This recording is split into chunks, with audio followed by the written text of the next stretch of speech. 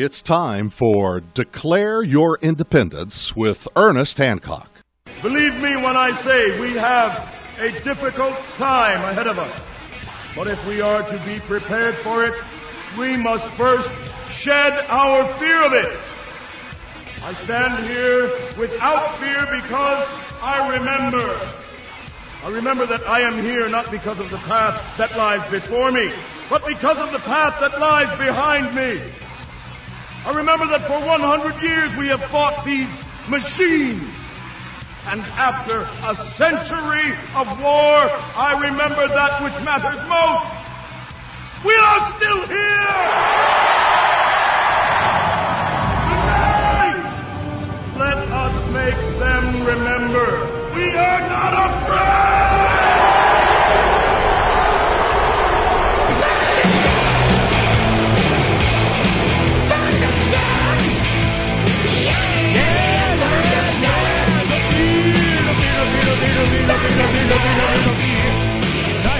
Not here on Declare Your Independence because we know what's up. Well, it makes you a little less fearful. Doesn't mean you're not going to get the impact of, but are you prepared? Are you prepped? Do you understand what's going on? Well, Phranq and I have been doing the Trump Report since 10 years as of August. It was like 2015. Too long. Now, it's long. I don't know if it's too long, but it's definitely long. One thing that, a lot of the anarchists out there, they're just like, oh, man, I can't believe you call it the Trump Report. Who cares about the Trump? And my thing has been, you're still voting. This is every story, it's all the same over and over and over. Well, Etienne de la Boetie squared wanted to have his say. Well, a few years ago, he came on the show and he got to have his say. Well, Phranq's kind of, seeing the light a little bit. It's just not, what he had hoped. I mean, hope is a powerful thing. You want, that gets a lot of people to not give up. Why, Mr. Anderson, why do you persist? Because I choose to. A lot of that is hope. And it's a very powerful human quality to be able to, suspend, belief on that it's hopeless and, that resistance is not futile. And that's kind of where Phranq came from. But I have my faith somewhere else. It's in humanity, in incentives, in wanting to keep breathing in and out and prevent anybody that's trying to stop you from breathing in and out and being free and whatever. No. Think I'll decline. But at a convenience, we always totally agree. I totally agree. And for Etienne to come up and say, well, I don't agree. Bullshit. You're on the internet. You totally agreed to something. I guarantee it. But, there's levels, and he wants to have his say. So I'm going to go ahead and open it up with Etienne. Actually, the real reason is that Ernie keeps losing, so he needs backup. Yeah, that's it. Over 10 years, how wrong have I? Ernie, you're wrong. Right. Okay. So Etienne, all right, get your say, man. Give him what for. Tell him what's up, and we'll let him respond. Well, I should start out by anybody that's not familiar with my work. I am a voluntarist author. My book is called Government: The Biggest Scam in History Exposed. And in the book, I make the case that government, number one, is always illegitimate. It's impossible to have a moral, logical, legitimate government if you can't, if you can't delegate a right that you do. If you don't have a right yourself, you don't have the right to steal somebody's money and call it taxation. If you don't have the right to make up rules for everybody and call it laws, then you can't delegate a right you don't possess yourself to a representative to represent you doing something that you do not have the ability to do yourself. And so where did the government get the right to do all the things that it did if if people can't delegate, if we the people can't delegate rights we don't have, the government has just essentially claimed them and is doing literally a Jedi mind trick on the population, where they force kids into these mandatory government schools and teach them before they're old enough to really question the logic and morality of what they're told. They're running these unethically manipulative techniques that I break down in the book to get the kids into a religion of believing in the state and believing in the legitimacy, the necessity, the desirability of having a state. Just a couple more points on the complete impossibility of having a legitimate government. You cannot be bound by a social contract you didn't sign. So if you didn't personally sign the Constitution, you're not bound by it. And if Ernie and I can't vote that Phranq gives us all of his money because there's two of us and one of him, then it doesn't matter if there's three of us or four of us. And so democracy is the moral equivalent of gang rape or a lynching or whatever. And so there really is, it's been the biggest scam in all of human history. And so number one, to be having the Trump report for 10 years and promoting the legitimacy of something that's obviously illegitimate on its face, number one, that's dumb, and that's not it's frustrating to have to listen to it, because I'm a big fan of Declare Your Independence. I'm a big fan of Ernie's work and everything like that. And I just had to sit there and just shake my head and go, I cannot believe that they're pretending that this television performer is a clown. Now that's my you're throwing me in under the bus here. Well, so then number two. Wait, hold on. The callers. So that point number one is government's illegitimate on its face. And then point number two is that everything that's going on in Washington, D.C., whether you believe, so I'm a voluntarist, I don't believe in the legitimacy, the necessity, or the desirability of having a government. And so, but even if you don't believe, even if you believe in having a government, a strict constitutional government bound down by the chains of the Constitution, even if you believe that, almost everybody that has two neurons to rub together should recognize by now that the government in Washington, D.C. is being run as a criminal enterprise. Period. End of story. There are trillions of dollars that are missing from the Pentagon. Are you saying the United States federal government is as bad or worse than Minnesota? Is that what you're saying? I'm 100%. It's thousands of times, because we're talking about trillions of dollars. We're talking about trillions of dollars that are missing from the Pentagon, and somewhere over 16 trillion according to the work of Dr. Mark Skidmore and Catherine Austin Fitts. Their website is, I think it's Where's the Money, or the Missing Trillions, but you can put in Dr. Mark Skidmore and you can find the scholarship and the behind that. But there's over $1 trillion missing from HUD and the post office and other government programs that can account for over $1 trillion.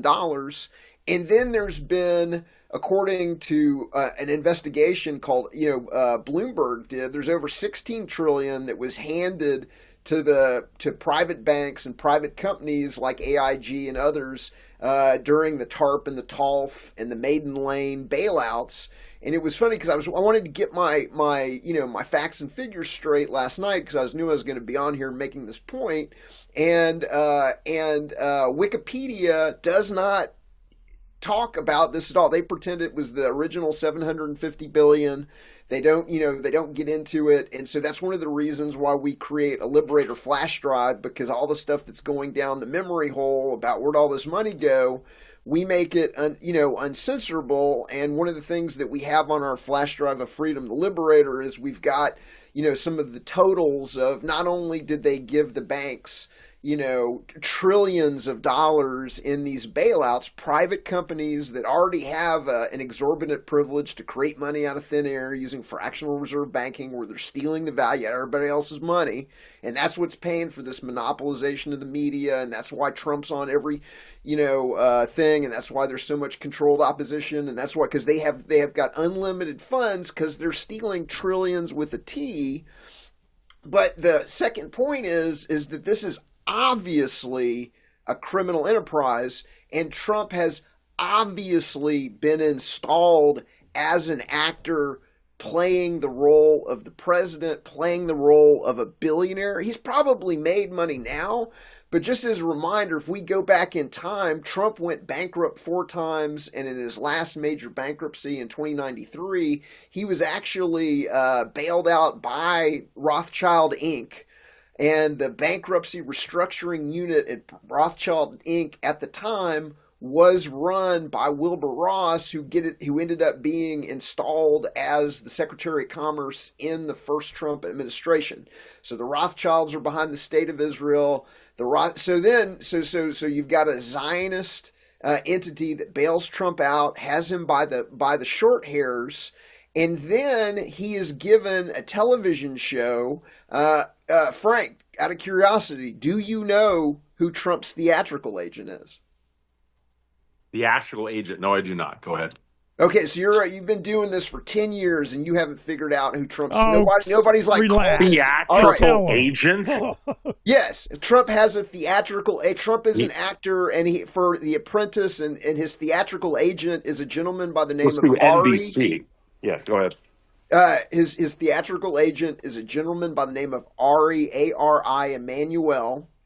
Ari Emanuel is a Zionist. He's the brother of Rahm Emanuel, who was the chief of staff during the Obama administration and ended up being mayor of Chicago. There's a third brother named Ezekiel Emanuel, who's a eugenicist that thinks that everybody ought to die at age 75 and wrote a book about everybody ought to die at age 75, and he was on Biden's COVID task force. Wait, real quick. Why don't you define theatrical agent? Since you're coining that term, either that's an official, a position that he hired, or yes. that's your interpretation. So how do you define? So the same, yeah. All right. So he's in the so-called phone book under theatrical agent. So yes, what do you mean by theatrical agent? He's one of the most famous theatrical agents in Hollywood. Well, I know who he is. It's just he doesn't go by theatrical agent, but yes, in fact he is supposedly the theatrical agent that the movie Entourage is about. And so, he's one of the characters, there's a character in there that's represented by him. He's one of the most famous super agents in Hollywood. And he was behind the scripting that gave Trump the gravitas to essentially run for president. So they took a guy who had 4 bankruptcies and had to be bailed out by the Rothschilds, and then they created a television show about him that made him look like a competent businessman after 4 bankruptcies and having to be bailed out and restructured multiple times. And who I believe they've literally had to keep afloat because he's so incompetent. He did not start with $1 million. He started, this is a guy that was handed Fred Trump's empire, $400 million empire, and then ran it into the ground 4 times and had to be bailed out. But if you watch the television show that they created for him to give him the gravitas to be elevated to the presidency, so that he could, because they had him by the short hairs. And what I mean by the short hairs is, number 1, they had him because they bailed him out, and number 2, he's obviously in on this Epstein thing. They've obviously got him in compromising positions. He's Epstein's best friend. And so the Mossad has had this guy by the short hairs, because I guarantee you they've got incriminating stuff on him through the Epstein files. And so a guy that is 100% pure thing gets elevated and made to look like a successful businessman. He's given the media training. He's given the artificial gravitas. And then he's elevated into the presidency with hundreds and hundreds and hundreds and hundreds of millions of dollars of Zionist money. And so right now it's over $400 million just from the Adelsons. It's $400 million over the 2 election cycles just from the Adelsons. So you've got a Zionist theatrical agent, you've got a Zionist funder, and now he's transferring. He cranked it up. We were giving like $3 billion a year to Israel. Now we've given over $20 billion a year. We've given Palantir technology. We've stood silent and not stood silent. We have helped the genocide of the Palestinian people by giving them the targeting software Lavender, that Palantir helped develop, which allows the Israeli military to know when an entire family is in one room, so they can get everybody with one Hellfire or one, guided munition in one shot. And so there is a obvious quid pro quo between the people that installed him, created his legend, had him by the short hairs through, in Washington D.C. What Epstein was doing is known as a brownstone operation. So they had swept him up in a brownstone operation. They've obviously got incriminating photographs and video of him. They've obviously saved him from bankruptcy. They've obviously installed him in the presidency with $400 million just from the Adelsons. Okay, and now there's obvious quid pro quo of him transferring billions of dollars. So what's the organized crime of government? And these are just organized crime families. The U.S. government's organized crime, the Israeli government's organized crime. They're running the same unethically manipulative techniques on their. I just did an Israeli talk show last night where we talked about 2 nights ago, where we talked about the fact that Israel is running the same unethically manipulative techniques on their population as we're running on our population to get them to go along with tricking them into having a ruling class, tricking them into government is legitimate, even though it's obviously not. It's not logical. It's not ethical. It's not moral. And so they're running this game, okay, where there's this obvious quid pro quo where they're spending hundreds and hundreds of millions of dollars to buy up AIPAC, to install congressional critters in the House and in the Senate and in the presidency. And then those congressional critters and executive branch moles then transfer in the Trump administration alone, 20 plus billion, okay, that you can put a number on. There's probably more that's in military intelligence and help from Iran. If you included us striking Iran and striking Israel's enemies in Yemen and Iran, it would probably be way, way, way, way more than that. And now we're threatening Iran, which is a policy that the number one beneficiary is Israel.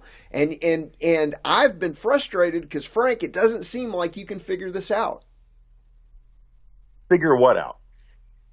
That organized crime, Israel has installed a front man into the presidency that is transferring billions of dollars and enabling the genocide of the Palestinian people, and is literally stealing, has turned the White House into a private for his family, that he's personally benefiting in the most corrupt ways that has ever been seen in the presidency. The violation for Israel, is that what you're for Israel, and for his own personal building up his own personal wealth in crypto scams and in real estate scams, and what's going on with Trump resort and hotel in Saudi Arabia, and what's going on with receiving $400 million jets, and what's going on. There has never been a criminal of this obviously violating the emoluments clause of the Constitution. Even if you believe in the Constitution, which I don't, if we're going to have this rule book, then let's have a real rule book. And like he's violating every aspect of it, and he's a serial liar, and he's got troops on the streets. He's got masked goons on the streets, which has been a policy. So he's acclimated. They're acclimated. It's not Trump. And again, it's not Trump. Trump is literally a puppet, and somebody above him has made the decision that we're going to have troops on the streets. We're going to have masked goons that can sweep people up, and he is participating in the acclimation of that for the American people right now. And yet you continue to pretend like he is legitimate when he is not legitimate in so many different ways, and shouldn't have an ounce of respect from anybody in this country. And it's been obvious for years and years and years and years. And it makes me wonder what's going on that you cannot see it. He watches CNN and MSNBC too much, so I don't have to. That's right. That's what I do. All right. Well, is it my turn, Ernie? Here's your turn. man. Yeah. Absolutely. All I right, don't want to And dominate. Etienne, he didn't interrupt you, so let him Yeah. Go ahead. go, man. No, that's okay. And by the way, if you want to interrupt me, I don't mind. Because I think you and I are a bit brief with it. Ernie, though, he knows how to take over and commandeer. So I've been battling Ernie for a while, so it's all good though. Well, first off, in all seriousness, I don't know. Have you been? And look, I don't blame you for not listening to the show from the the interpretation that you have of not just Trump, but from what you assume my position is. But a lot of what you're talking about is not really apropos, for what my beliefs are. I mean, even Ernie would tell you that I'm not, I'm not obtuse to all the many things that you've been talking about. And it's not like I just turned the leaf last week or so. There's a big difference. I mean, there's so much stuff that you brought up, and I appreciate all those points. And we could take each one individually. It's kind of you're throwing a lot of stuff out there, and Let's not. I've been taking some good notes. Yeah, but the one thing is there was a big difference with me, and I try to bring this up with Ernie, of what I personally believe versus what I think is happening, or what I think is is pragmatic, or what's occurring. And sometimes that confuses people, especially ideologues, who it's all about one view, and it has to be that way. And I have my own personal views of what I think something should be. I mean, ultimately, I prefer Ron Paul to be president, and a diehard a libertarian viewpoint. Now, granted, Ernie and I might disagree, because if Ron Paul becomes president, that means someone had to vote for him, and of course that won't be Ernie or you, because the two of you won't vote. So that kind of goes into that little circular loop. But let's just say, in theory, if people voted, I'm okay for libertarian administration. That's what I prefer. I wouldn't be voting for Donald Trump, as I confused many of our listeners.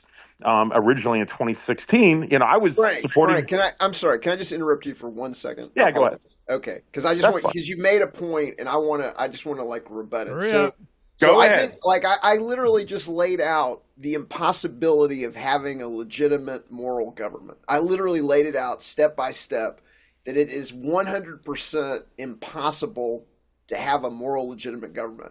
So if you're on an island with 10 people, okay. Mm-hmm. Right. I want you to explain to the audience, and Ernie and myself right now, how that you could form a legitimate moral government where 6 people would have the ability to steal the wealth and make up rules for the other 4, with it still being moral and logical.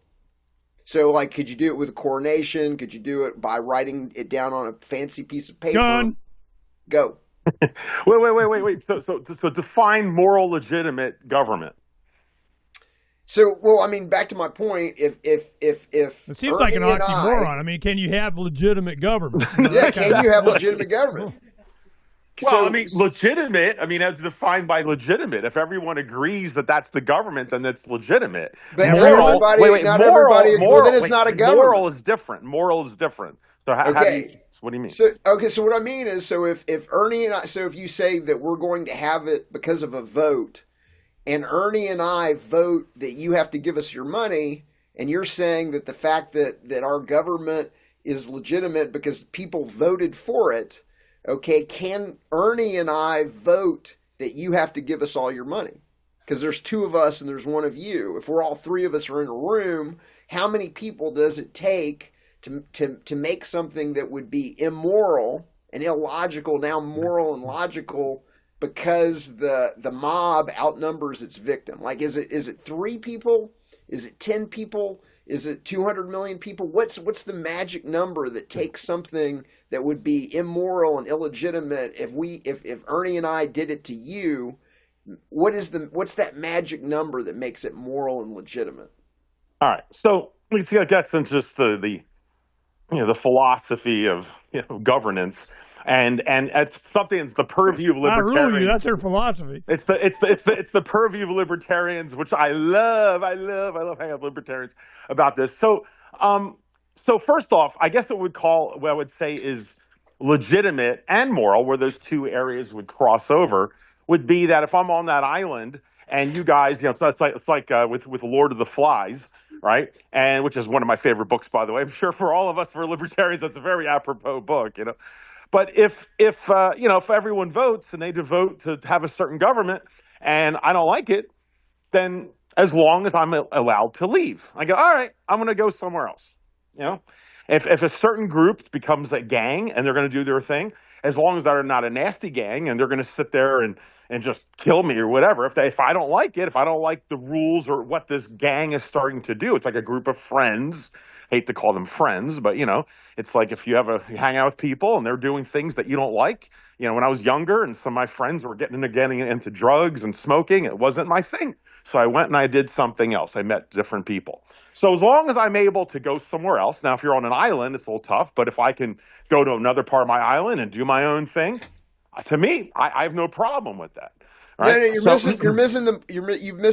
now changed the thing. So you're on an island. So six. Well, of you're people, the one that said an island. You brought up an island. No, I know, but so six of the people they vote that you and three other people are going to do all the work, and they get to take your coconuts because they're the majority, you're the minority, and so you go to another part of the island and you've got 10 coconuts that you've harvested with your own labor and everything like that, right. And they come and they track you down and they're like, you didn't listen. We had a vote. Those are our coconuts, and then they take your coconuts and they keep coming back every paycheck or every 2 weeks, and they keep taking your coconuts. Is that hire the three amigos? I understand what you're saying. I'm just pointing out, though, and again, the island thing makes it challenging, but like if you don't like the system, then you go somewhere else. That's my point, right? No. That's the argument of a gang. If you don't like our gang, then leave our territory. Exactly. No. I completely agree. Look, philosophically, I agree with what both of you are talking about. Like I said, I've been a libertarian when I was 14 and a half or 15 it was. I mean, this is like I said, I voted for Ron Paul the first time in '88. People were laughing. Like, they can get you off everything. I'm just saying, it's like I get the concept. It's just that's my philosophy. I agree with you guys.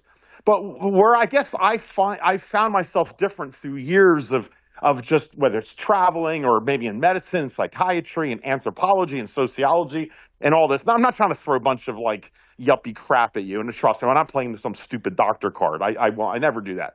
But I'm just saying it's an interest of mine. It's always been an interest of mine. In fact, I was going to go into anthropology and sociology as a major. So I realized there was no money in that field, so I gave it up, went into medicine. But I love the human endeavor, the human biology, and there's so much I learned about just at the end of the day, and also just through life, is just humanity. And humans. And look, I'm not trying to. Let me be clear. This is such a fun conversation, and I really appreciate it. I want to be very clear in the beginning. I am not trying to get around your discussion or your question. I want to be really clear with that. Sometimes, as Ernie unfortunately knows, I can be a bit long-winded trying to dial into a point. But it reminds me of Gene Roddenberry's Star Trek. And he was talking about like the whole point of Star Trek and the humanism and such. And he says much of his philosophy all comes down to the first episode of Next Generation, Encounter at Farpoint Station, which is when Q shows up and all this. Anyway, I won't go into the whole episode. But basically, what he's trying to bring up in that episode, in many episodes of Star Trek, is the duality of humanity. And when I was younger and I heard what I'm about to tell you, I didn't quite get it. But the older I get, for me, it makes sense.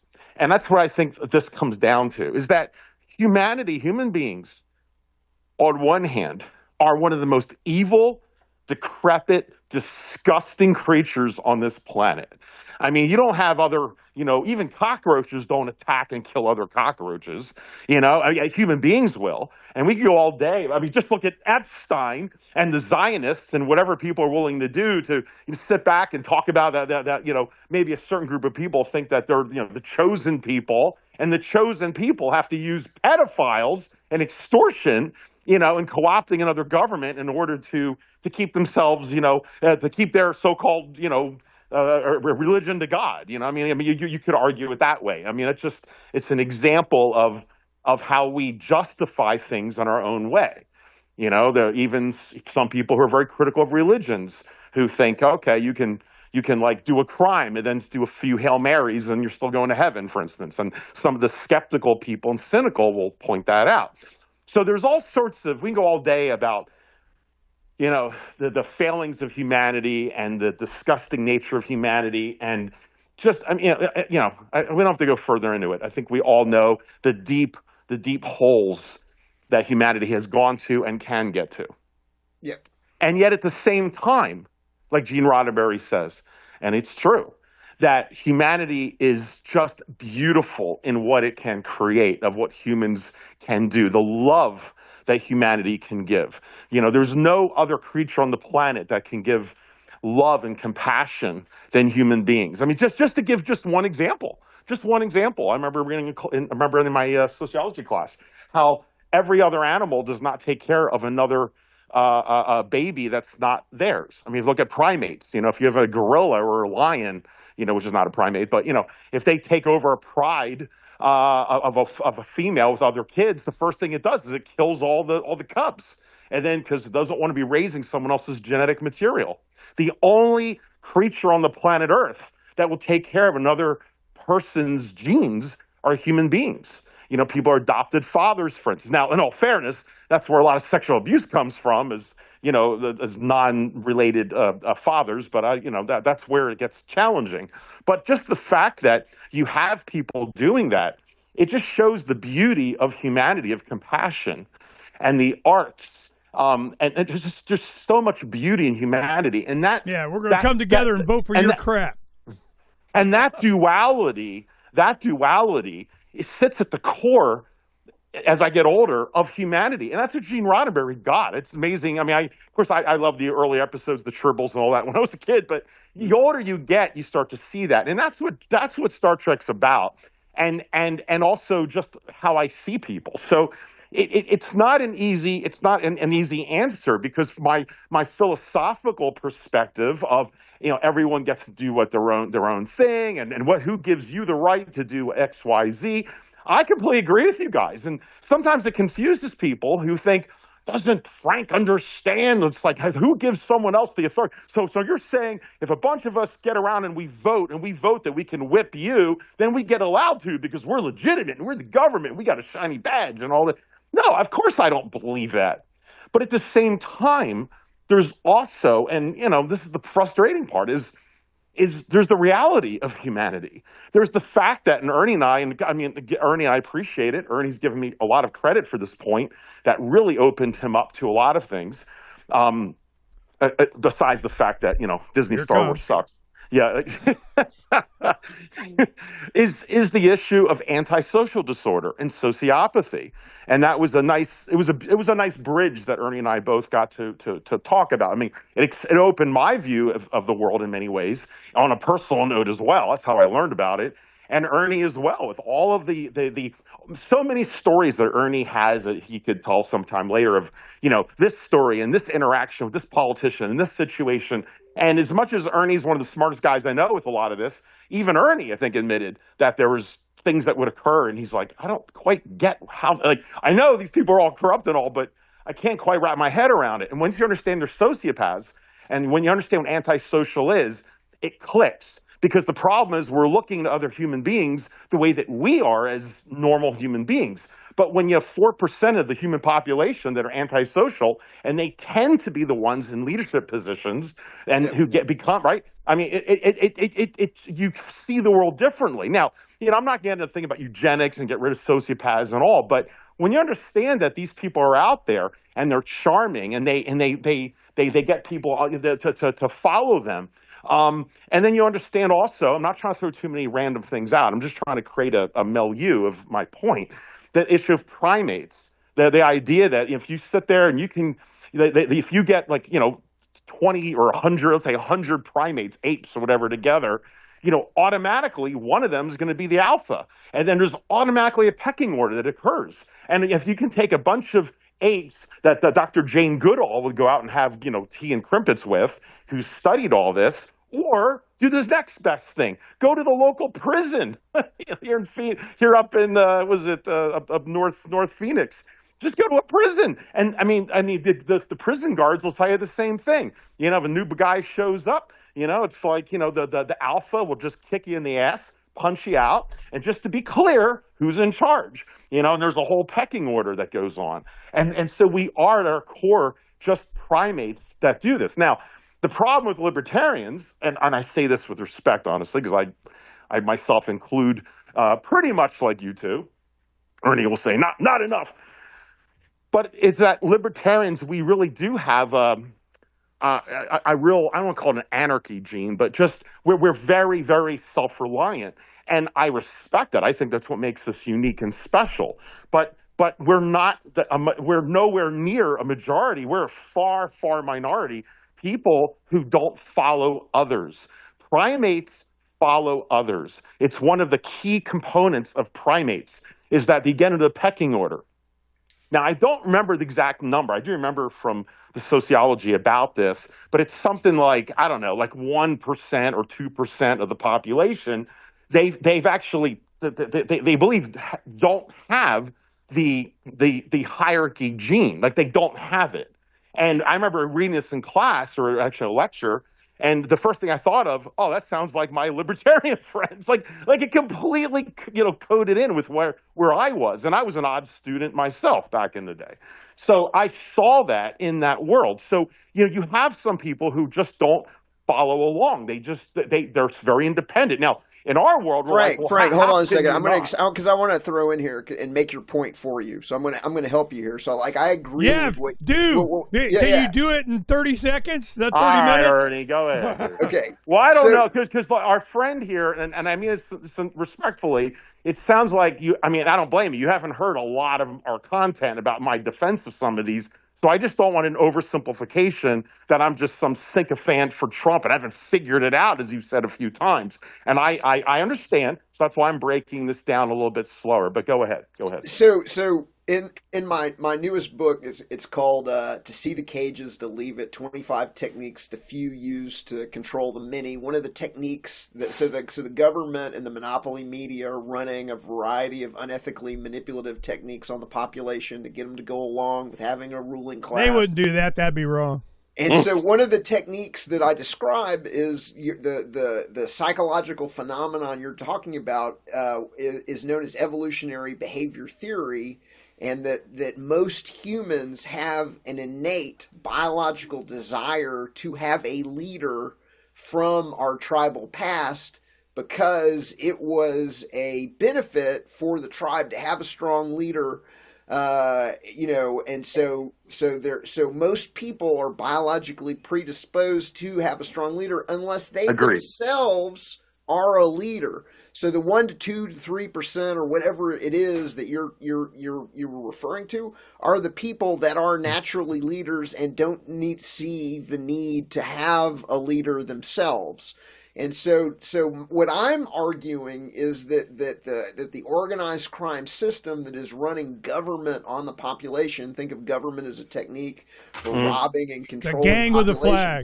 Yeah, they're exploiting their understanding of behavioral psychology that you just outlined to trick the population into going along with something that is not in their interest.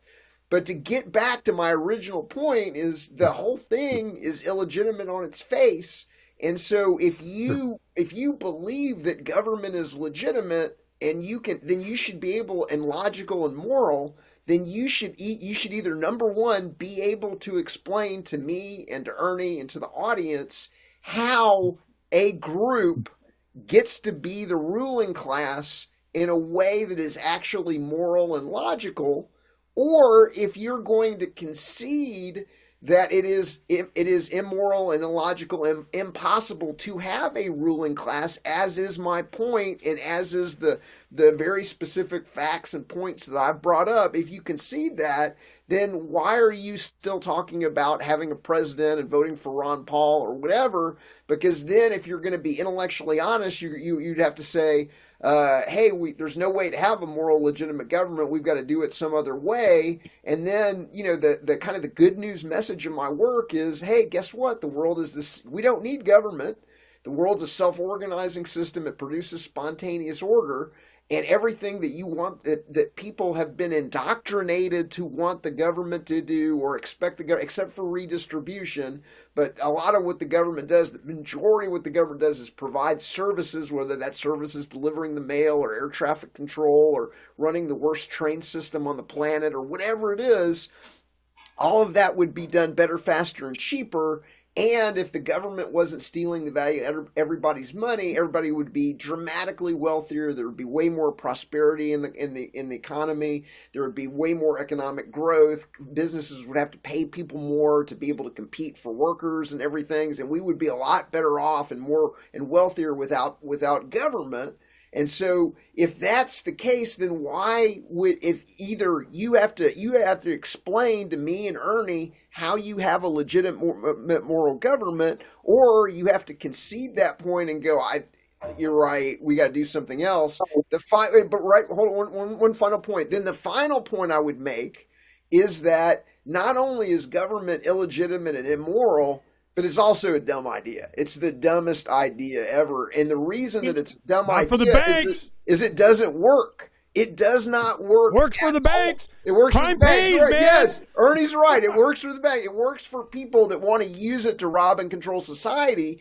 But it's so easily rigged by moneyed interests, buying up and monopolizing the media. In the ratification debates, they were controlling the media during the quote unquote the founding. They were running game because they had the newspapers, or they would collapse a newspaper that wasn't going along with the narrative of the government, that this is going to be a great federal government and everything like that. They actually collapsed a newspaper in Pennsylvania very famously, as recorded in the anti-federalist papers. A lot of people don't realize that there were two sets of founding fathers. There were the Federalists and the anti-federalists, and the government lovers. The libertarians. The libertarians back then were going, it's a scam. These are criminals. They're conspirators. So if they use the word conspirator, they're calling out the fact that these people are censoring the mail and collapsing newspapers and controlling the information the population receives the same way that our organized crime government is doing today. And so government doesn't work. The Constitution did not bind down the government with the chains of the Constitution. The Constitution, number one, wasn't able to limit government at all. We've got the biggest government the world has ever seen. And number two, the Constitution hasn't been able to even protect the basic, natural law rights in the Bill of Rights. Almost every, besides quartering of troops, the government has ignored every single right in the Bill of Rights. If you think you have a Second Amendment, go to Maryland, where they've had 3,000 plus red flag law gun seizures, where all you don't got to detail the bad. I get it. Yeah. So government's a dumb idea. Idea. Got it. Wait. But that doesn't. Wait. But there's what you're saying is I think you're not consistent with this. I'm sorry. Let me rephrase that. It's like saying it's a dumb idea, means that the whole idea just doesn't work. Versus that you have a good idea that's just not working. I mean, these are not always the same thing. Isn't that a dumb idea? No, I don't think government's a dumb idea. Now, you could argue that, the government that you have is not working, or maybe you have a good rule set, but it's not working for either because the rules themselves don't work as well and you can fine tune them, or the rules do work, but people are cheating and not using them properly. I'm just saying that these are fun. I don't want to get into the nuance of it. Or is communism a dumb idea, or have we just not got the right communists we just haven't had the right communist leadership? I mean, it's an idea. I don't agree with it. If I was in charge, I don't agree with it. But it's a model. It's a model. I don't agree with it, and I think it's ultimately harms. But it depends on what you call dumb. Look. Let me go back. So So now, and by the way, Ernie, I didn't have to tell you because we jumped right into the show. I actually have to leave around like 12:15 or 12 o'clock, which is an early one. It's just personal stuff. So, but I would love to have you back, my friend. I love the conversation. I want to be really clear. I think it's a great conversation, and I think there's a lot of fun we can have with it. And honestly, for the audience too, I think the rubber hits the road, and already I'm enjoying the conversation. But with that said. Well, Look, Etienne's going to be on for another 15 minutes. I just so don't if think I'm running off up, do it after now. an hour, and I'm running off on it. But Look, you're talking. But I just want you to answer my question. I'm going to try to answer. Okay, go ahead. Go ahead. I'm waiting. Is government legitimate? And if it's so, how do you get to a legitimate government? Is the question you've now dodged for over 30 minutes. No, I'm not dodging it. I'm not dodging it. No, right, how do you have a legitimate government? Etienne, you're up against from a libertarian, what I got to deal with every from week. a diehard libertarian like Ernie, where he's got a bumper sticker, which I still love. Yes, I'm that libertarian. Ernie always reminded me of that when we were sitting at the old studio. Yeah. Look, I'm not trying to dodge this at all, but it's not as simple as what I think you're trying to make it, in my opinion. Now, if you want me just to skip to the end, pseudo Ernie, skip to the end version, let me just point this out. Governments are not ultimately moral. And they're not, I guess you could say, completely legitimate from your perspective. I mean, I'm not trying to defend that, governments are fantastic or anything. I'm just trying to look at it as like a necessary evil, as a downstream effect of humanity, of genetics, of sociology, of how we're engineered. Let me just try to give you an analogy, okay? This analogy may not be flawless, but I think it's a close analogy. Okay, it's like dealing with a bunch of feminists, and the diehard feminists sit back and they go, "I don't understand why I can't be a firefighter just like you. I don't understand why I can't be exactly equal to a man in every way, because the Bill of Rights says all men are created equal. It should be men and women who are created equal. God made us all the same, and this and that." And we could go all day about feminism, how, girl bosses in Star Wars, and oh boy, you see what happened how Star Wars turned out. But I mean, it's just the concept, right? In their mind, a diehard feminist, no matter what you say to them, they're just going to say, yeah, but that's BS. Why is it a man makes more? Why is it that a man supposedly is blah, blah, blah, right? And they're going through this discussion in their own mind over the last, a couple decades, especially. I know feminism started way back when. It was a Susan B. Anthony, but it's transformed to the point where we have, men in bathing suits trying to pretend they're women in Bud Light commercials. So it's gone a long way, but in their mind, there's no difference of any of this. And on an intellectual, a rights issue, they're correct. It's like, yeah, everyone should be paid exactly the same. Men and women, how come they're not, right? But yet, when you get down to it, at the end of the day, it comes down to biology. It just comes down to differences. I mean, in fact, a new study just came out the other day about long-term living in outer space. That's another conversation, Ernie, for another show. But already women can't stay in space as long as men. We've got strength issues. We have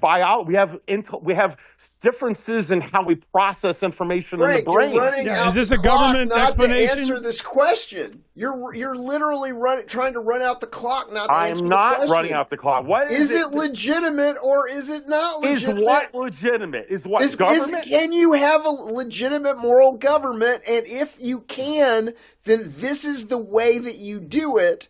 Or you have to, if you're intellectually honest, then you have to say, you're right. There's no way to have a moral legitimate government. So legitimate is what? That every person living under a roof has to agree? Is that what you're saying? How do you define legitimate? Just be very specific. I mean, the ultimate answer is no, I don't think it is. A government that does not violate individual rights and self-ownership and does not steal. Okay, can you have if we all agree that there's something called universally preferable behavior, and there's a thing called natural law that you shouldn't steal from people, okay? is it possible for the government to acquire the ability to steal and to use violence on peaceful people that disagree with its commandments that it calls laws? Okay, is it possible to have that for people to be forced into that idea in a moral, logical way, or is it impossible, as I would argue, that you cannot have a legitimate, moral, logical government because it is impossible for a government to legitimately acquire rights that it does not have itself, so it cannot legitimately or morally acquire the right to steal. It cannot legitimately or morally acquire the right to use violence on peaceful people to enforce its edicts. So it is de facto illegitimate. It is de facto violating natural law. It is de facto violating human rights. It has some kind of exemption. Okay, you made your morality. point at the end. Let Phranq, before we run out of time, go ahead, make that response, and then, oh my God, I got a comment. All right. Look. Well, the reason you're thinking I'm skirting everything, I'm not. So I'll play it your way, okay? Because I already know where you're going with it. But the point is, you're going to misinterpret because you don't listen to me all the time. To be honest, of where this is, of how I really see it.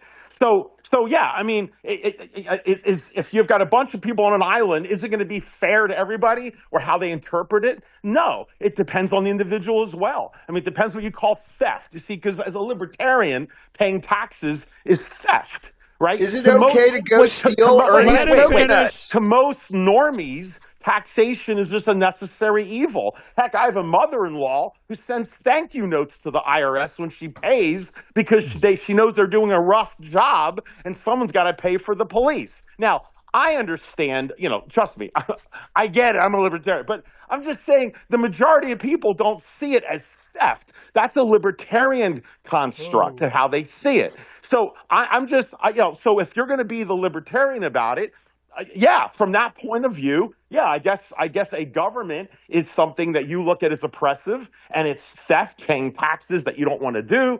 And so, I mean, governments, from that perspective, if that's the position you hold, then yes, you consider them not legitimate, and it's not moral if they force you to do it, which is why I started this entire conversation with the concept that if you feel that it's not legitimate or not moral, as long as you're able to leave. Now, if they have the Iron Curtain and they don't allow you to leave, that is where the line is. But as long as you're able to leave, then, that to me is, apropos at that point. All right. Now, it gets a lot more involved about why this is, and I won't go into it all, but just one quick overview. I mean, Ernie knows I could defend this point whether he agrees or not, and much more nuanced from anthropology and everything. But just and one point Ernie and I both agree on, I think, is this concept that 10% of human beings, and this is human beings, not Americans, human beings, like around the world.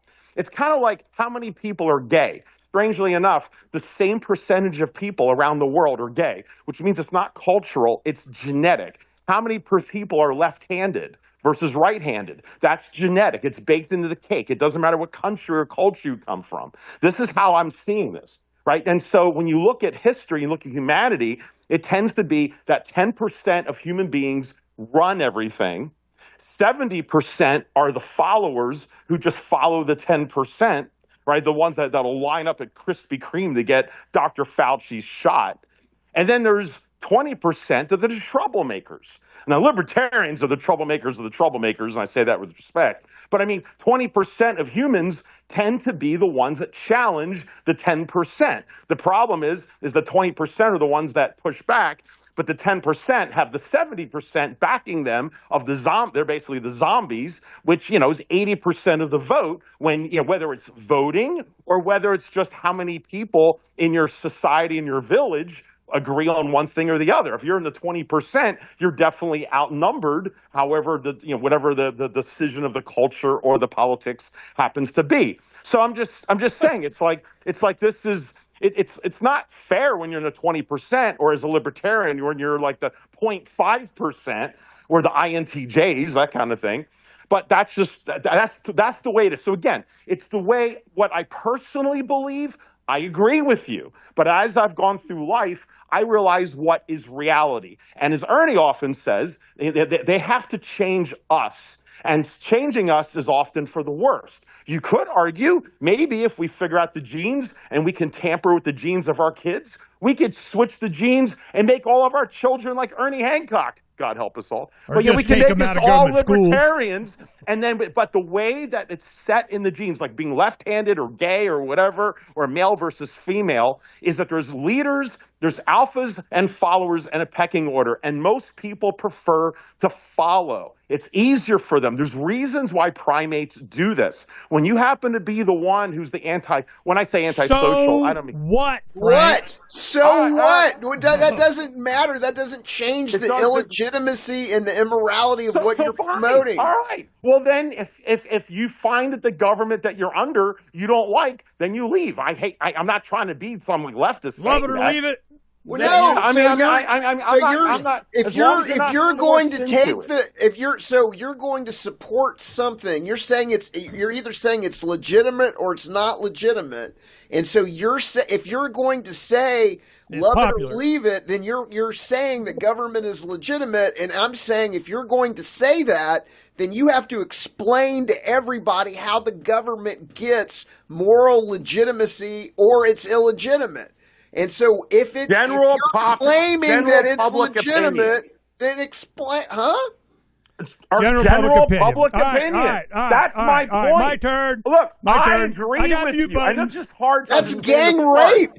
You're with literally advercating gang rape. Well, everybody. I'm not advocating. I have a turn? I'm telling you about. I want a turn. Everybody else is raping her. Ernie's turn. Ernie, just give me 1 minute before you take over. Peter Schiff. Peter Schiff just talked last night. And by the way, it was an epic show. I'm sure you guys all check it out. Peter Schiff, I think, was like, I've never seen him so excited about yesterday that the pin's here and the popping, the bubble, all that. Amazing day. We'll talk about it next week or whatever. It's so much going on with the economy. But he was talking about how much crap he gets because everything he's doing is betting against the dollar. And I felt the same way. I've been betting against the dollar from day one. So on one hand, I'm spending the little money I have going to Nevada to help Ron Paul try to get on the ballot back in 2008. I spent whatever money when I didn't have any as a new resident, and we're all bankrupt, trying to help libertarians and joining Freedom's Phoenix and whatever I can to support the libertarian movement, and writing emails and writing letters and going protests and do all the stuff that just it takes time and money. But at the same time, I'm divesting from the dollar. I'm getting out of the dollar, which seems un-American. And Peter Schiff was saying, he goes, he said, look, you do your best to try to withhold your principles, but at the same time, there's reality. And the reality is like you can sit there and just hold on to your dollars and support the dollar because Donald Trump or whoever is telling you, support America. It's un-American to buy gold to get out of the dollar. Or you just sit back and you say, look, this is what the reality is. And that's how I'm seeing this. I don't know why this is complicated. I mean, I agree with you in all of your principles. I'm just saying, though, that the reality, unless we change human nature is going to look at this as, quote, legitimate or moral if they are the general public opinion. And that's just the way it is. So how do we live in that kind of world is how I've spent my life trying to navigate. Anyway, go ahead, Ernie. Thank you for being patient, Ernie. You've been a good boy this morning. I'm amazed. Go ahead. No, Etienne was helping me out. I'm good. This is why I do what I do. In the late 80s, I find out government's corrupt at every freaking level is Minnesota. Oh, my God. Okay? I get it. What happened was I went to the library and I pulled out, all right, what's this problem? What's this deal? The social contract. So I get out the Declaration of Independence. I sit down. I read it straight through. Then I read the Constitution. Then I read the Bill of Rights. Later, I read a book called, it's a Paul Revere biography written by, I think, a grandson or something back in I don't know, early 1900s or something. And somebody had given it to me, the county chair of Yavapai, a Libertarian Party. She goes, Ernie, you need to read this. Then you get the Anti-Federalist Papers was gifted to me. And these arguments that you're having right now was exactly what was going on back then. But there was a difference. The difference is that around the world, generally, I don't know, Western civilization, whatever, there's always, like you're saying, there's a leader. I'm in charge. I'm Genghis, got a bow, on horseback. I'm, Caesar of whatever the hell, I rule you because I say.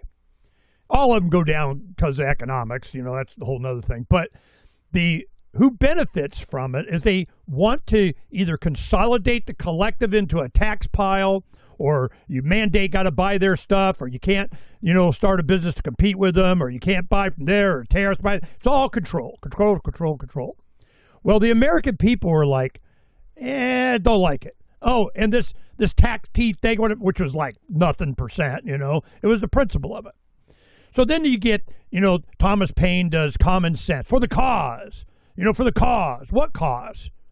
That was the cause. We're free human beings. John Locke back in early 1700s or something was kind of, coming up with the concept of you own yourself. You're not born a slave to the king kind of thing. You get Adam Smith, The Wealth of Nations, describing just incentives. You subsidize something, you get more of it. You punish something, you get less of it. You just control people, but you need to see the invisible hand. By doing this, what opportunities are you missing out on? It's like my conversations with Grok. I go, if you're a lying bitch, why would the billions of people that you want input from ever even talk to you? You're missing out on opportunity by, thinking you're extending engagement by lying to somebody calling about suicide prevention or something. I mean, it's just stupid. It doesn't work. But what did they gain their knowledge from? Whatever's online. Garbage in, garbage out. So then you find out other AIs are limiting what they can respond to, any challenge to what you guys are talking about. Somebody that challenges the legitimacy or go, oh, no, guardrails, we're not allowed to talk about that. Why? Because it's powerful. So when you read the Declaration of Independence, what struck me more than anything else is that any government that is created by men, which they, decided, this is before the Constitution, like a decade before the Constitution. They didn't say what kind of government, whatever. This is how you know it's bad. The purpose of government is to defend the rights of the individual. That's it. If they're not doing that, what do you say you do here? Allegedly. So, shut up. So I'm going, that's the promise. That's the deal. That was, okay, I'm good with that. Let's challenge this. So I could see there was obvious violations of rights, certainly with election law. So I challenged 44 election laws in Arizona, go all the way to the Ninth Circuit, oral argument, or whatever. What I got, the Constitution didn't mean anything to these guys. Not attorneys, not the government, not the prosecutors, not the courts, nothing. They were just, whatever. Phranq said that, it's there and we're just going to try to make the best of it and you're a dissident and we ignore you and this is how we're going to rule you. Well, fine. Say it really loud and a bunch of times. You guys just keep saying that. I want everybody to know that they're violating the promise, the very condition, the legitimacy of them being there. They are not legitimate because they hold me accountable to whatever law or restrictions or whatever I have to do, but they're not. And oh, by the way, here's a gun, give me your money. So I'm going, okay, I get it. And then I found libertarians. It was just, like in the 92 or something, they came across my efforts and whatever, and everybody wanted me to join their group and be part of the whatever. Nope. None of y'all really at the base of the problem here. But libertarians going, yeah, they do it because they can. And you get the memo? I mean, they're bad guys with shiny badges. You're gangs with flags. I mean, all this stuff. Freedom's the answer. What's the question? I ask all these questions. What about this? What about that? What about the elderly? What about the orphans? What about the children? What about education? And every single time, there was a better example. Freedom was the answer, whatever the question was. So then you get, this promise, and they break that. At the same time, there was a libertarian, prominent science fiction writer named L. Neil Smith that passed away a few years ago. Became good friends with him, had great books. He had 30-something books, and a lot of stuff. One of his award-winning books was the late 70s. It was called The Probability Broach. And what it was about is, now this stuff, he was prescient. I mean, he predicted the internet, how it was going to be, what it was going to do. I mean, he was very forward-thinking, as a lot of science fiction writers are. Heinlein and Hogan and all these guys. Asimov. So what happened was, he goes, there is a scientific story in there that they were creating a broach in dimensions to where it's just big enough they could stick a walkie-talkie antenna through this broach and communicate with parallel universes. That was kind of the premise of the beginning of the book. So what are they on? They get the same, people that are in this other universe were the Hamiltonians of the day lost. Okay? They didn't. What happened is there was, during the Whiskey Rebellion, at the point in history that we are on the timeline now. This was the Carter administration. Inflation is going. Gas prices are going. The boycott or the embargo against oil. Having inflation going out crazy, and Reagan versus Carter and all this, kind of when this book was written. So he's going, they're going to do exactly what they're doing now, all this environmental stuff. That business is, not efficient enough, and government permission slip if you're not allowed, and this kind of same crap that's going on right now. And he defined it. He's going, what made it this way? In the parallel dimensional universe, they were a life of prosperity. They were living, the Jetson life. Why?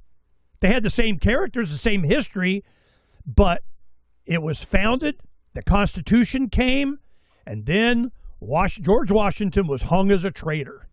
Whoa! Why?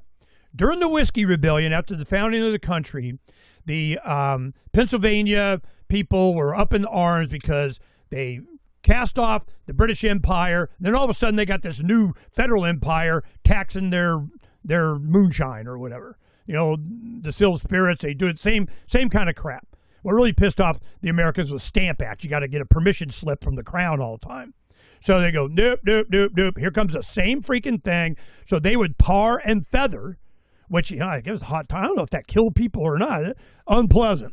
So they're tar and feathering tax collectors, or the revenuers, the Bureau of Alcohol, we're going to take your money, people. So then Washington sends 16,000 troops to Pennsylvania and go, oh, hell no, we in charge now, fork it over. Well, as time went on, in our timeline, they surrendered. In this other parallel dimension, they didn't. Why? They went on to prosperity. You wanted to go fight in the First World War or something, which there was one. People privately took their wealth. They took their airship, went over, kicked ass, came back, and we're done. I mean, but it was a private thing. So this is when, Walker Jason Lee, where this one kid went Muslim, joins the Taliban, then we declare war on Afghanistan or whatever, while he was already there doing it the right way. I want to go support them, so he went and did it. He didn't vote for somebody else to go do it. He just went and did it. Well, when they get him as a POW, they're going, damn, what do we do with him? This is where the enemy combatant bullshit came from. Because does he have human rights? Does he have Bill of Rights here in America? He's a U.S. citizen. So they got to come up with mental gymnastics to create a new category of, we can strip you of human rights because we don't like you, whatever. That's when I started first doing the show, and we deep dived on that. Well, when they go ahead and have this big, giant battle that's going on here, they were getting through the dimension. There were the Hamiltonians that lost, that still was this thread of collectivism that was in opposition to the freedom-oriented civilization that was created.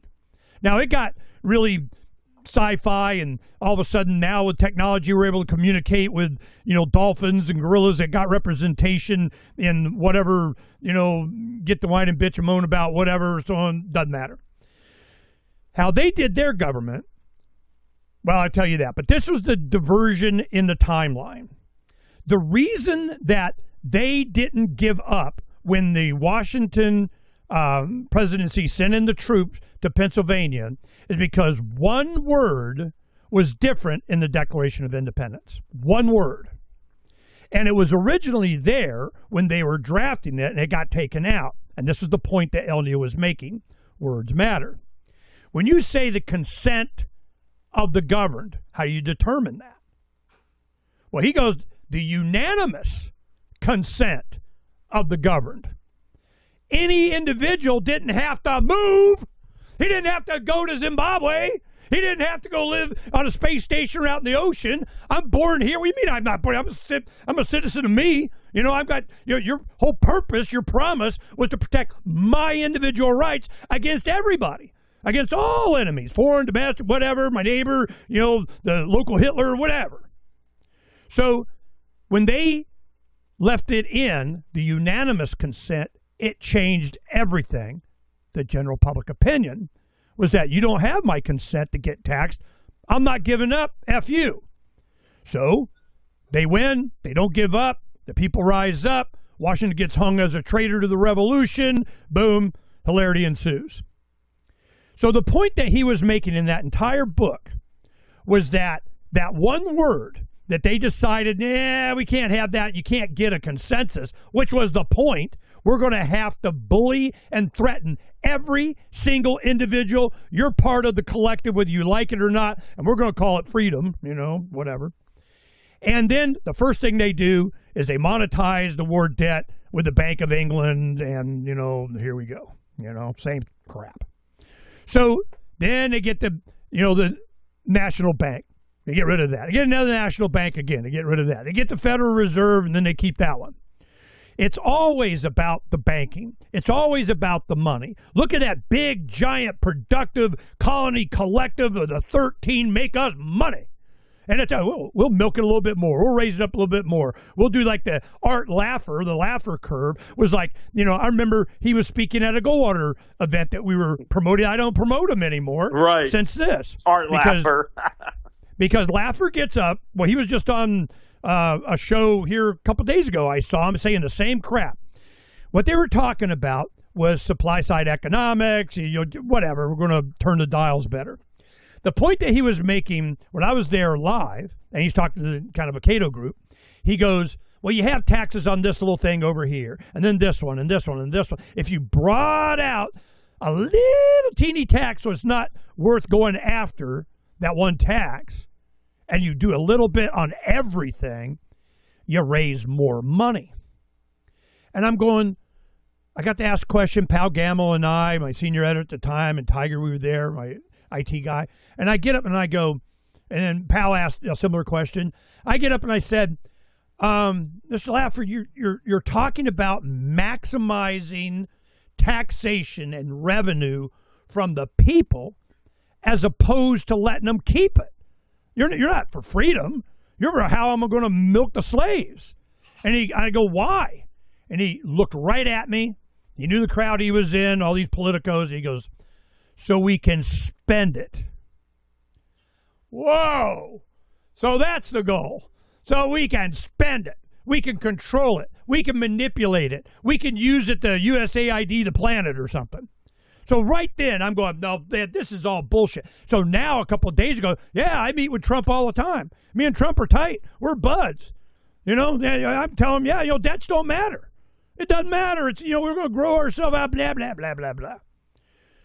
No matter who is that, they are not legitimate because they're not doing what they promised, which was protection of my individual rights. When they come in and we're going to legalize theft, we're going to legalize indoctrination, we're going to legalize propaganda, we're going to sit here and discuss about, which village raises your child. Is it Uncle Sam, or we get a smaller version of Uncle Sam? I mean, it's just all these discussions or how much tyranny we have to put up with. So the general public opinion is not about, I want to be ruled better. It's about, why be ruled? What do you say you do here? And the only legitimacy that they can conjure up is that we fought a revolution against the most powerful empire in the known universe save God, the British Empire. Did we really win? How much cut did they get? How much did they, that's a whole nother thing. But the whole thing was based on one thing, that you are protected by us, your rights. That is why we are here. Now, just like along with Phranq, Bob Anderson, good friend of ours, hardcore libertarian, and every time he sees, mayhem, stuff, he goes, this is why we can't have nice things. This is why they always justify having some government. This. And if they need to generate consternation, conflict, chaos, they'll do it with our money. What do you think's going on right now? This is all about, which way you want to be. Oh, we want to rule you. It's just who gets to wear the shiny badge and who wants the shiny badge. The sociopaths, the psychopaths, people without empathy, compassion, love. They're the first ones to want to get it. And we created it for them from an immoral standpoint from the beginning. The best that they could have done was, they didn't specify what kind of government. It just can't take away your rights, and sure as hell, hopefully, they're to defend them. When they did the Constitution, the Anti-Federalists was like, oh, hell no, are you freaking kidding me? Might as well just call him king, which John Adams was perfectly willing to do. So then you have progression over the decades, and it proves to be right. You get Lysander Spooner from the mid 1700s or 1800s going, this is, has no authority over it. This is all BS. This is going to, every one of them are right. But who controls the narrative? Those that control the media. So what do? They buy up all the publishers. They buy up all the television stations. They consolidate in the magazines. Then here comes the internet. Well, what do they do there? We're under attack right now. Freeman's Phoenix, we've been doing all, Derek and Drew going all ninja on them. And the entire state of Hawaii will not take our email dispatches. Wow. It's kind of starting there, So they're in conflict with that and going back and forth. And I don't even really care. We got other ways that they can access. But I want to know their reasoning. What is their reasoning? One of the things that we're starting to find out is because they're going, well, because you don't do this Google approved, we get to spoof your, site address and we're not going to let you whatever. So, no, that's a security thing on our part. We're going to let you take over. No, F you. So this is constantly going on. It's a battle over general public opinion. So that's why I delve in that, why we're doing this Philosophy of Liberty project, to get to that liberty, the philosophy of liberty is about you own yourself. You're not born a slave. You don't have to fucking move. And I am not accept that. Man, you're just pissing me off. You say that shit. Hey, so Ernie, let me pop in because I stuck around because I want to make your point for you. So I agree with everything. You haven't already? Well, I mean, yeah, but like everything you said. But I grew frustrated with Phranq because number one, he wouldn't answer the question and he kept trying to divert everything. But I want to sum it up and I want to give you my opinion about why he won't answer the question. All right, do it and then you go. And then I got to go. Here's and then if Phranq wants to hang around and debate my reason. But, so in my new book, To See the Cage is to Leave It, 25 Techniques the Few Use to, Control the Many. I got a copy for Phranq right here. Yeah, the case that I make and what I'm exposing in the book is that the reason why people are so religiously attached to the idea of having a government is that the government is running these unethically manipulative techniques on the population to control the information that they receive, to trick them into the religion of government, the religion of statism, the religion of having a government. And so what I would argue is that Phranq and people like Phranq have probably need to sit back and go, hey, wait a minute, has the government really been controlling the information I received to be able to slip me ideas that go against my self-interest? Ray, did you honestly think I don't know that? Like, Well, hey, really? so What are you advocating? why are you supporting something that is against your best interest? And about? you have to admit, wait, it's my turn, Phranq. I'll let you. All right, go ahead. Well, the thing is, you say you're going to talk, then you're going to bail out of the show. So that's kind of what's frustrating. So go ahead. You can stay and have the last word if you want. Listen. It was just my turn. It was my turn. All right. Well, go But ahead. I'm going to make a point. I'm going to leave. And if you want to stay the same way I stayed and have the last word, you can have the last word. But it's my turn to talk. Go ahead. Go. Okay. So the point that I'm making Feel my pain. is that it is that the belief in government is 100% indoctrinated belief system. Nobody comes out of the womb and goes, hey, I think there ought to be a ruling class that has an exception for morality, and that we take the psychopaths, because those are the people that gravitate to Phranq's point that he made for me. Psychopaths tend to gravitate towards power and towards government, and so we take the most psychopathic class of people and we give them power over us, and we give them a monopoly on violence, and we give them the ability to rule and control us in an easily rigged system. Nobody falls out of the womb thinking that, so it is an indoctrinated belief system. So how are they indoctrinating that belief system? Well, that's what I expose in the book. It's the mandatory government school where you go to the church, the public school's the church, the teacher is the priest. She's going to teach you about the holy documents of the Constitution. She's going to show you, she's going to have you do the common prayer of the Pledge of Allegiance. She's going to take you to Mecca, Washington, D.C. in middle school, and she's going to take you into the cathedral, the Capitol that looks like the Vatican. And it's the monopoly media. So the bankers that get to steal the trillions of dollars that we talked about at the first part of the show, they have an investment in having a government. They're benefiting trillions of dollars, so they've bought up the media, and they're making the government the hero in the television shows and in the movies, and they're in every single channel. Government's legitimate. Every single news channel, government's legitimate. Government's legitimate. Government's legitimate. Government's legitimate, and that's the way they're doing the trick.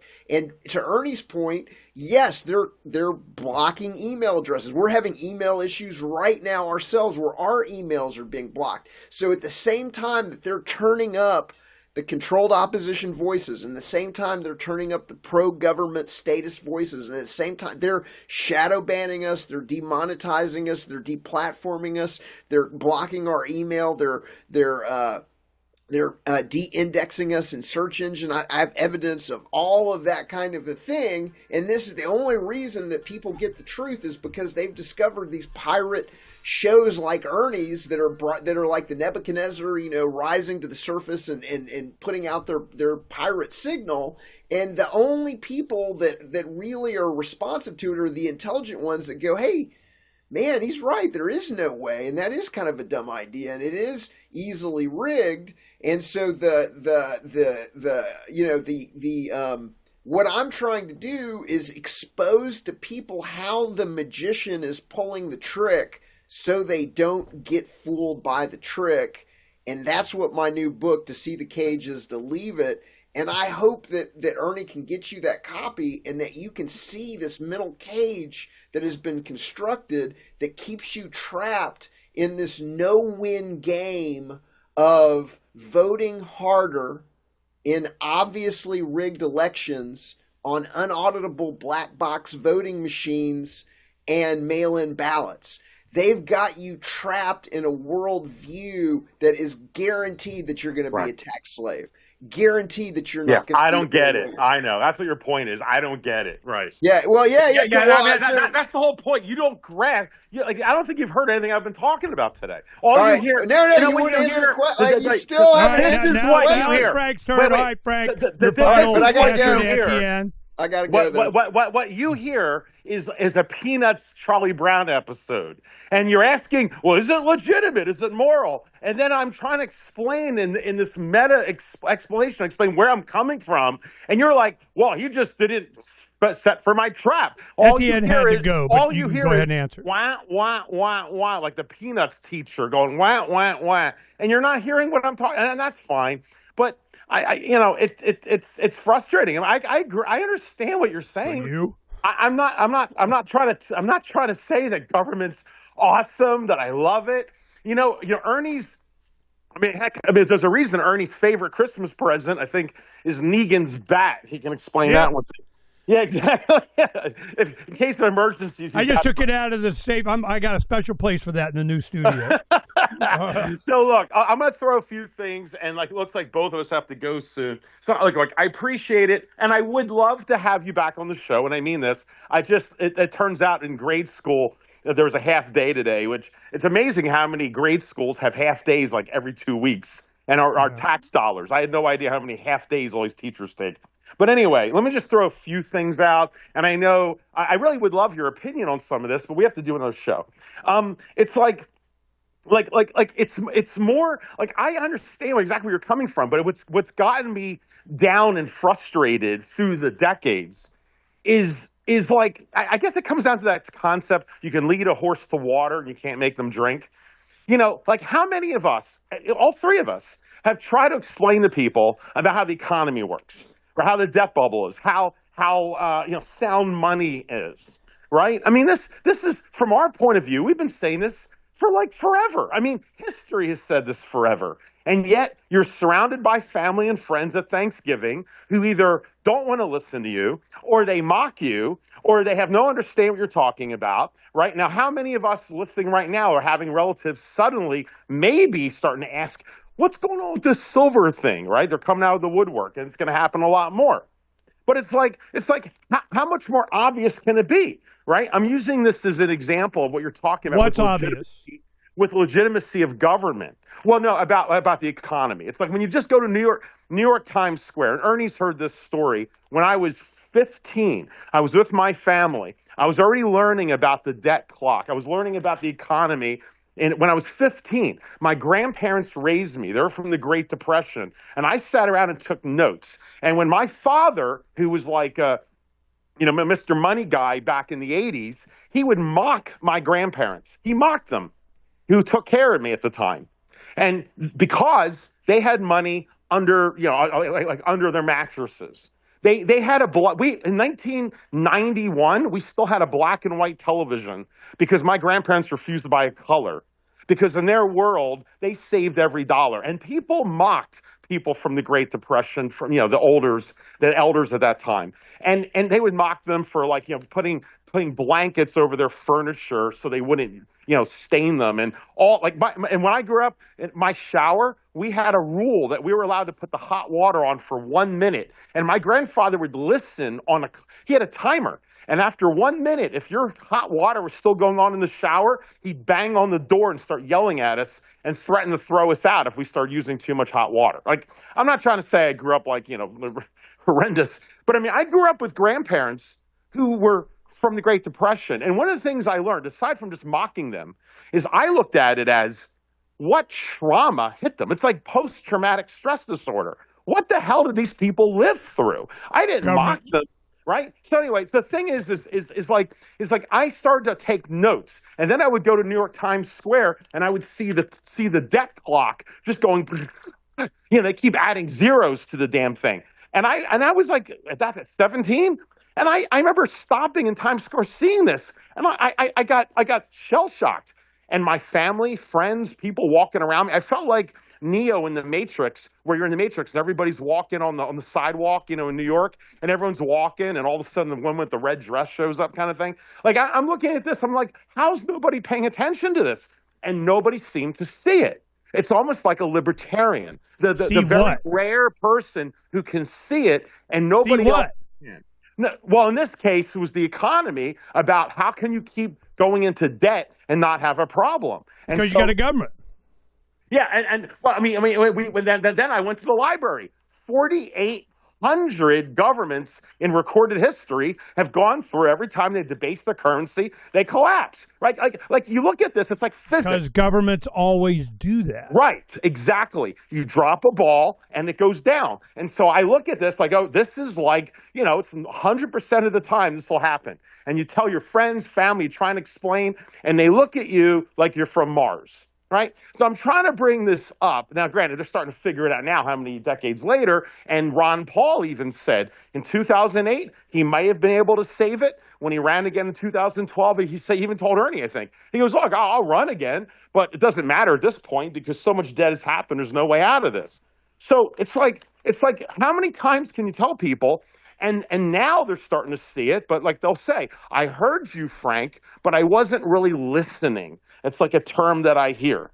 And so I'm not trying to put people down about it, but you start to go, maybe this is that I didn't say it loud enough, or like Ernie would say, I guess I had to say it louder.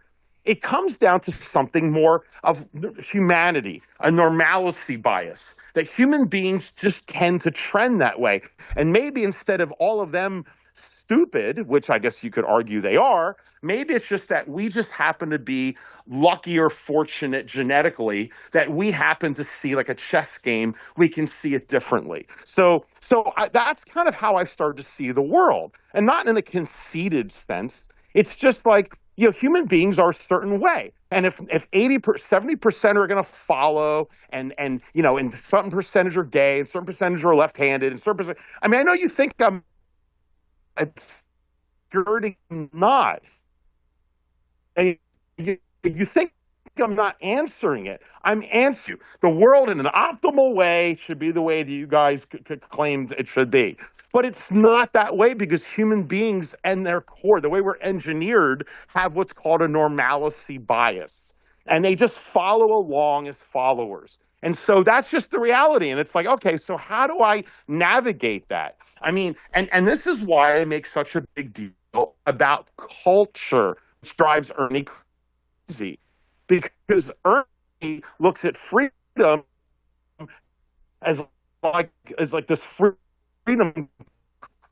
What he believes is just like, it's obvious. You're not obvious to people of the world, let alone even a lot of Americans.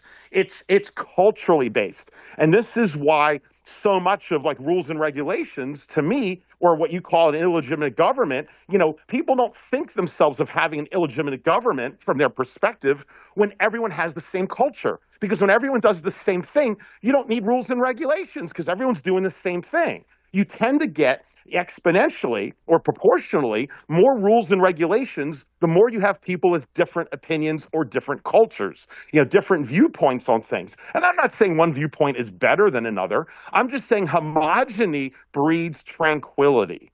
And this is why, Ernie, I go round and round on this, because like you get freedom to the extreme example. Freedom, let everyone come on in, no big deal. And who's Phranq with a shiny badge? You're going to tell me who can be here? This is the quandary. I'm not trying to be the guy with the badge saying you can come here or not. But back in the day, I can leave. You should leave, Ernie.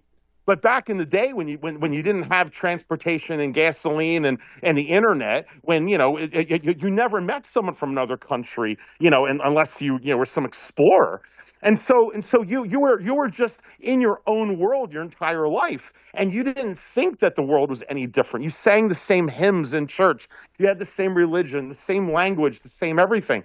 And so you don't need that many laws or rules because everyone's following everything. But when someone comes from a different viewpoint and you're like, oh, we're for open freedom, whatever, everyone do whatever they want.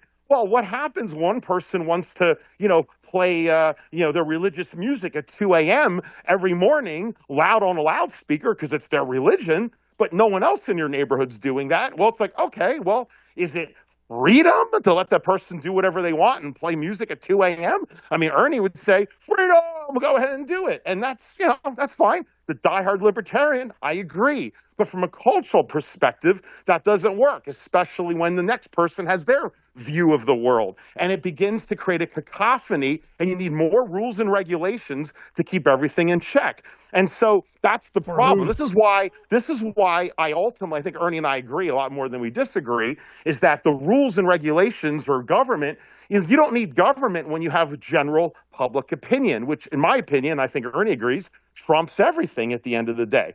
Now, a couple last things real quick, because I appreciate just throwing this stuff out. I did mention the women, the feminist movement. I didn't finish the punchline on that, which is that, it's like women will sit back and make the argument. Women and men are the same. They're the same. I mean, why couldn't, we're equal. How can you be against that? How can you be against it? But yet we are different. And it's hard for people to accept that. It's genetic. It's from God. It's from nature, the natural order. But that sounds so archaic. It sounds mean today, like you're against women. It's not true. I remember, and I said this once to Ernie, it was a good point on the show.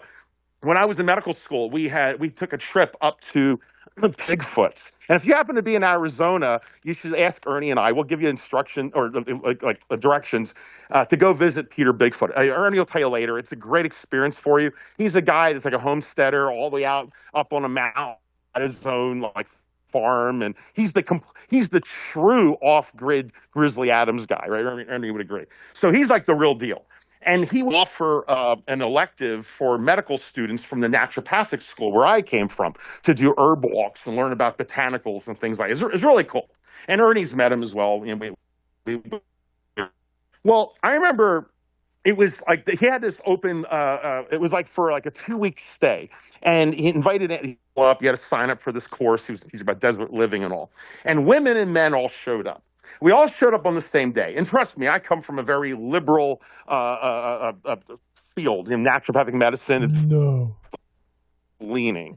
And so you had a bunch of feminist women and a lot of guys, a lot of them more soy boys. But anyway, we all showed up. And we're there on day one. And everyone's like, oh, we're all equal, blah, blah, blah, because we came from the city. Well, all of a sudden, we had work to do. And, Peter Bigfoot's like, all right, we got shit to do, right? And so it turned out there was a rain the night before, and a small boulder fell down off the mountain and went in front of the road. It blocked the road. So he needed help getting rid of the boulder. But also, there were a bunch of nuts. He had pecan trees and things like that. He goes, look, whatever you guys want to do. It's like, I need help. We got to move this boulder. And automatically, from all the feminists, everyone's equal, like in 1 second, it was astounding to watch. The men all signed up to join Peter to move the boulder for the jeeps and the ropes and all the hard labor and all that. I mean, the strength related. And the women all decided to hold back and pick the pecans because, they're all on the ground. You have to scoop down and stoop down. And women have wider hips. They're designed as gatherers, hunters-gatherers. And it was just fascinating to watch that all this feminist crap and everything that goes on. And look, and I'm not trying to throw libertarians into this, from an idealistic, aren't we all equal? Aren't we the same? And you defend the fact that a woman is worse than a man. And who do you think you are? A man's better than a woman? Are you telling me blah, blah, blah, blah? Yeah, fine. You're right. A man and a woman, intellectually, ethically, we're all the same. Not legit. It's not moral. You got it. You got your point. But then we get back to reality. And you can sit back and you say whatever you want. But when all of a sudden it's like, okay, everyone's got to pick a job, the men are all moving the damn boulder, and the women are picking the pecans. Like that is what I'm trying to say. It's like I understand the principle, but there's also reality, and how you blend them is the trick. And that's what Ernie and I, our crazy show, has often turned into.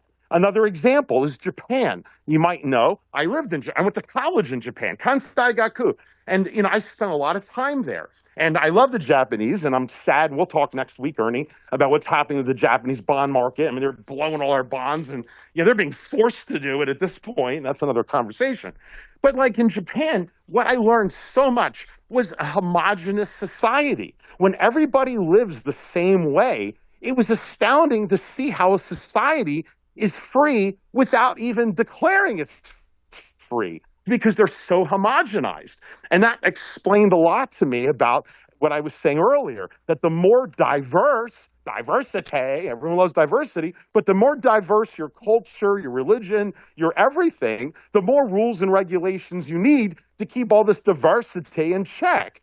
And it's like, to me, it's so blatantly obvious, but just because, and some of it's just because I've lived around the world, Mongolia and England and China, I've been around, and you just come back to America, and I appreciate America more every time. I love America. But at the same time, you start to see, what makes less rules and laws. And then I listen to Ernie talk about general public opinion, and he's correct. That's the point. General public opinion in homogenous societies rule out. And when you have, diverse opinions, when people come and they don't assimilate and they don't understand what the culture is, they don't just really join in.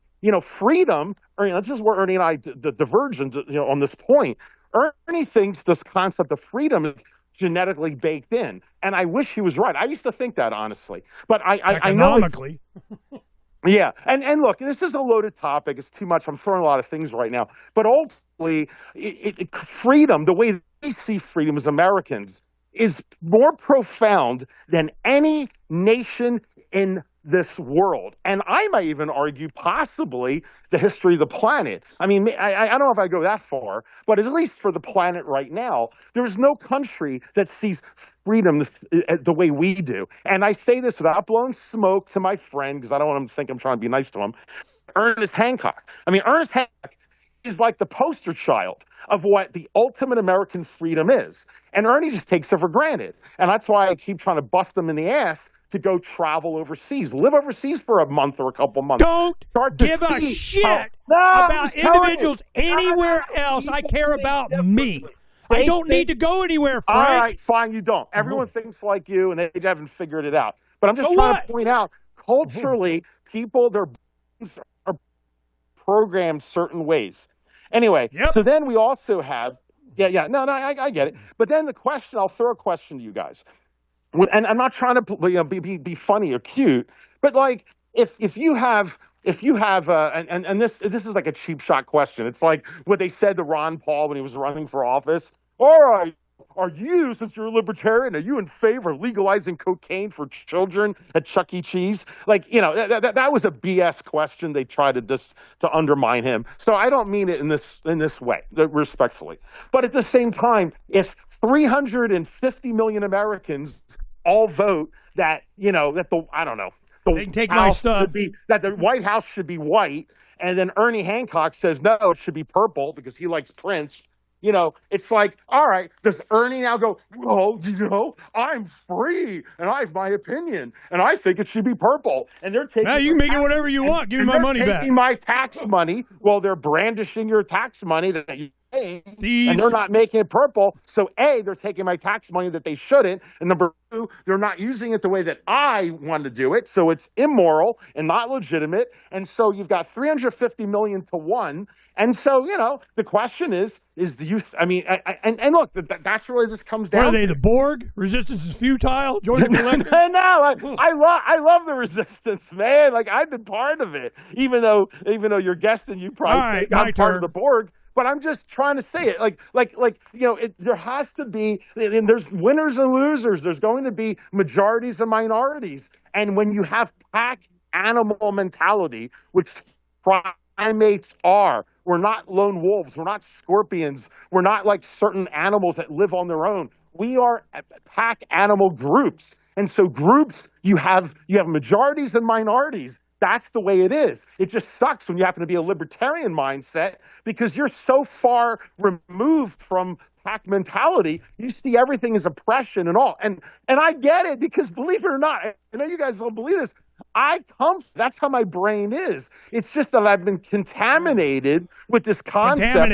of biology and neurology about how human beings are. And it's like, I feel like I'm just fighting up against nature. So there's philosophy and there's nature. And I agree with Ernie that in many ways, the libertarian concept, and maybe I don't want to paraphrase too much, or if I'm saying it wrong, just tell me I'm full of it. But Ernie, respectfully, has often said that even though if the world doesn't become the purest libertarian, like ideologue world, is that we at least have to be the beacon of light, like kind of like a lighthouse of what the template of liberty and freedom should be. Because if it's not there, then the normies... Light on the hill. Thank you. And the normies can't even see it because they don't even know. They're just going with that 80% following. So you do need that 20%, or with the libertarians, like 0.5%, of those that are disconnected, that are not mired in that gene trap.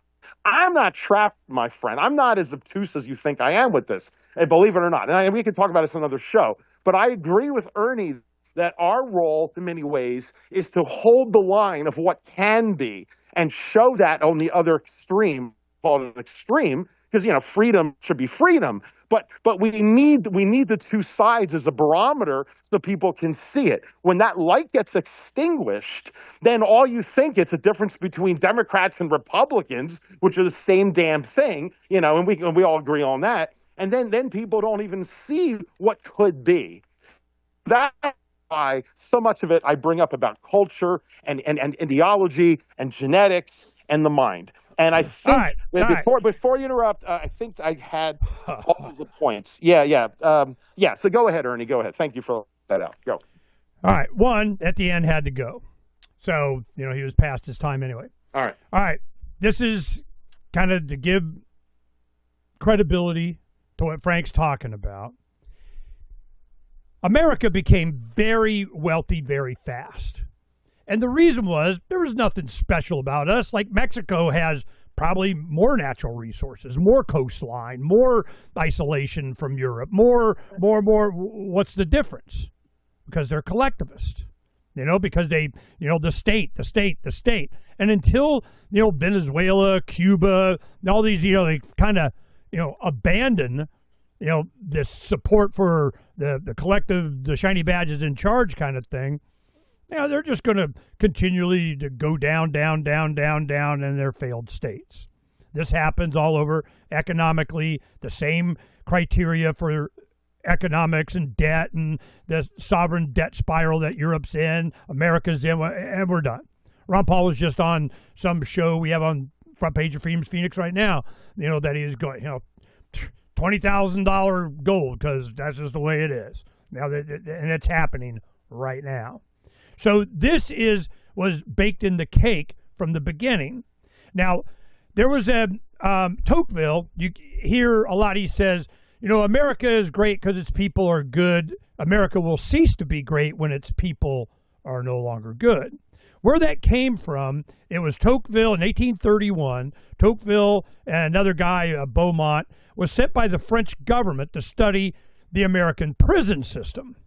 That was the beginning of it. But as they went around the country, they started, some research, and Tocqueville eventually came out with the book Democracy in America in 1838.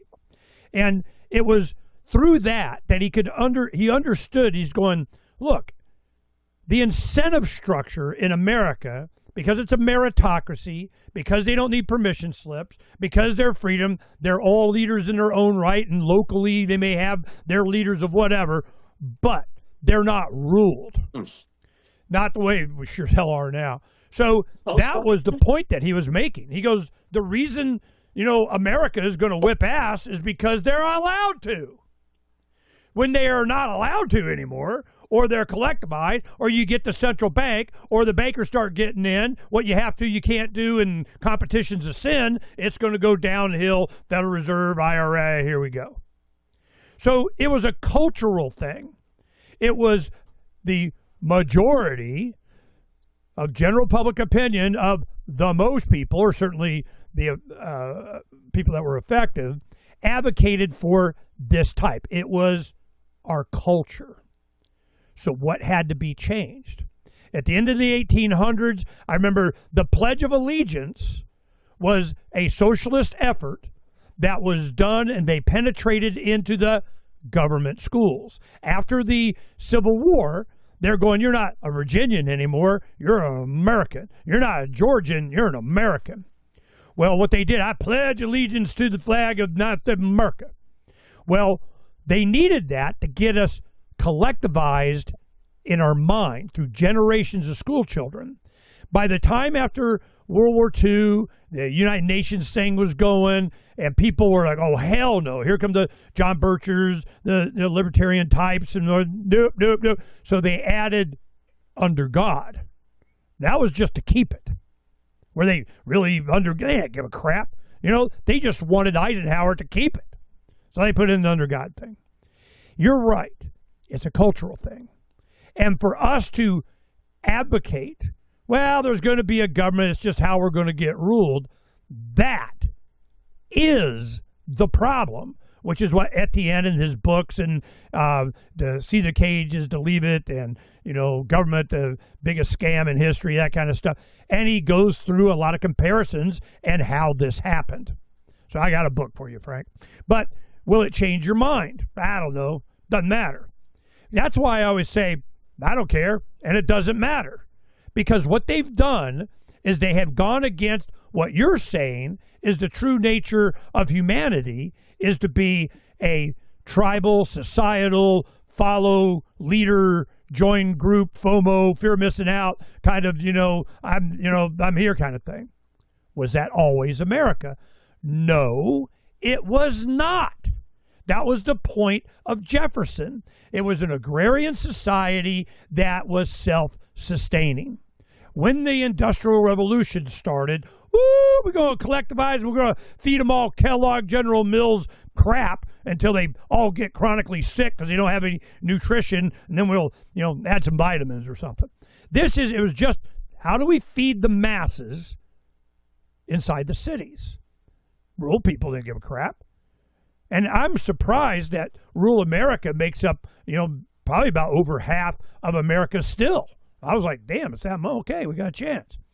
So for me to have an understanding of how we got here, what the promise was, what made America so wealthy and strong, thus making them a target for getting ripped off, which is what's going on, that was based on to the degree that we were free. Well, are we freer than most other nations? Maybe.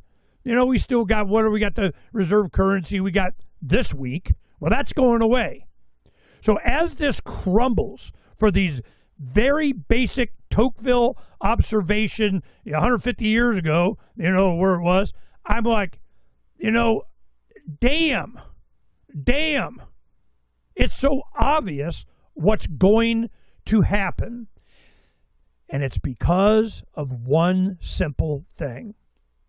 Human beings can be, and eventually self-sufficient, because nobody's coming to save you. Guarantee it.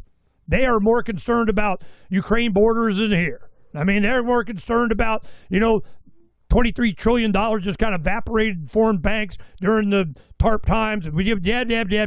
Because they're always there to save the system.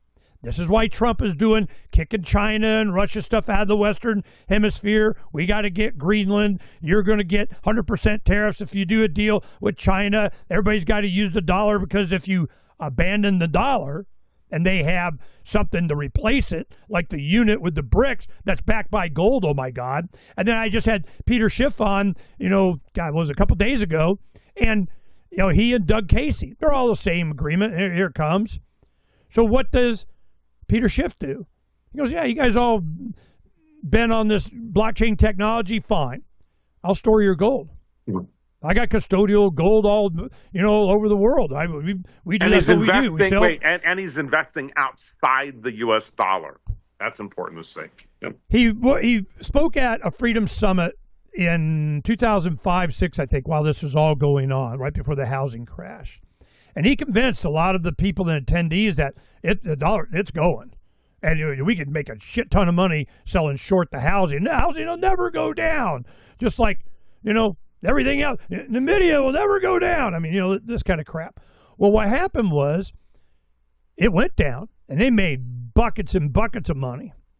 So it was based on an understanding of economics, not politics. It's just numbers. It's math. Here it comes.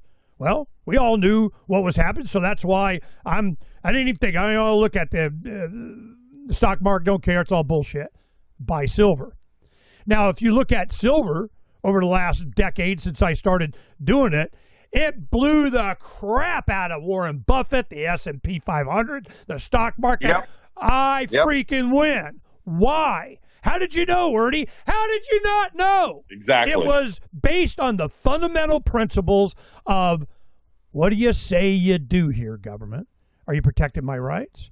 Are you protecting my ability to open a business, to start a business, to have a lemonade stand and not get arrested? Because all these things are under attack. So, Ernie, I want to ask you a question. So the fact that you and I, and I mean you and I pale in comparison to Ron Ball and Peter and the rest.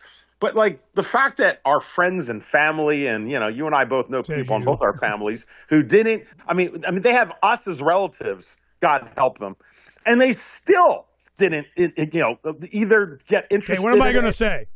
Yeah. So it's like. So what? Yeah. No. I get that. I'm trying to ask a question of how do you interpret that? Is it the fact that you just weren't smart enough to explain it, Ernie? Don't care. Is it the fact that Ernest didn't say it loud enough? Is it the fact that your family members are stupid? And I'm not mean that personal, but my family too. Is it the fact that is it the culture? Is it the fact that it's my family's okay? Mockingbird? Operation Mockingbird? I mean, you can just sit there and blame it all on government. So, like, how much of this is, my family and friends would have listened to me if it wasn't for that damn government and Peter Jennings and Ted Koppel on TV or Mad Money guy? Are you just going to blame them?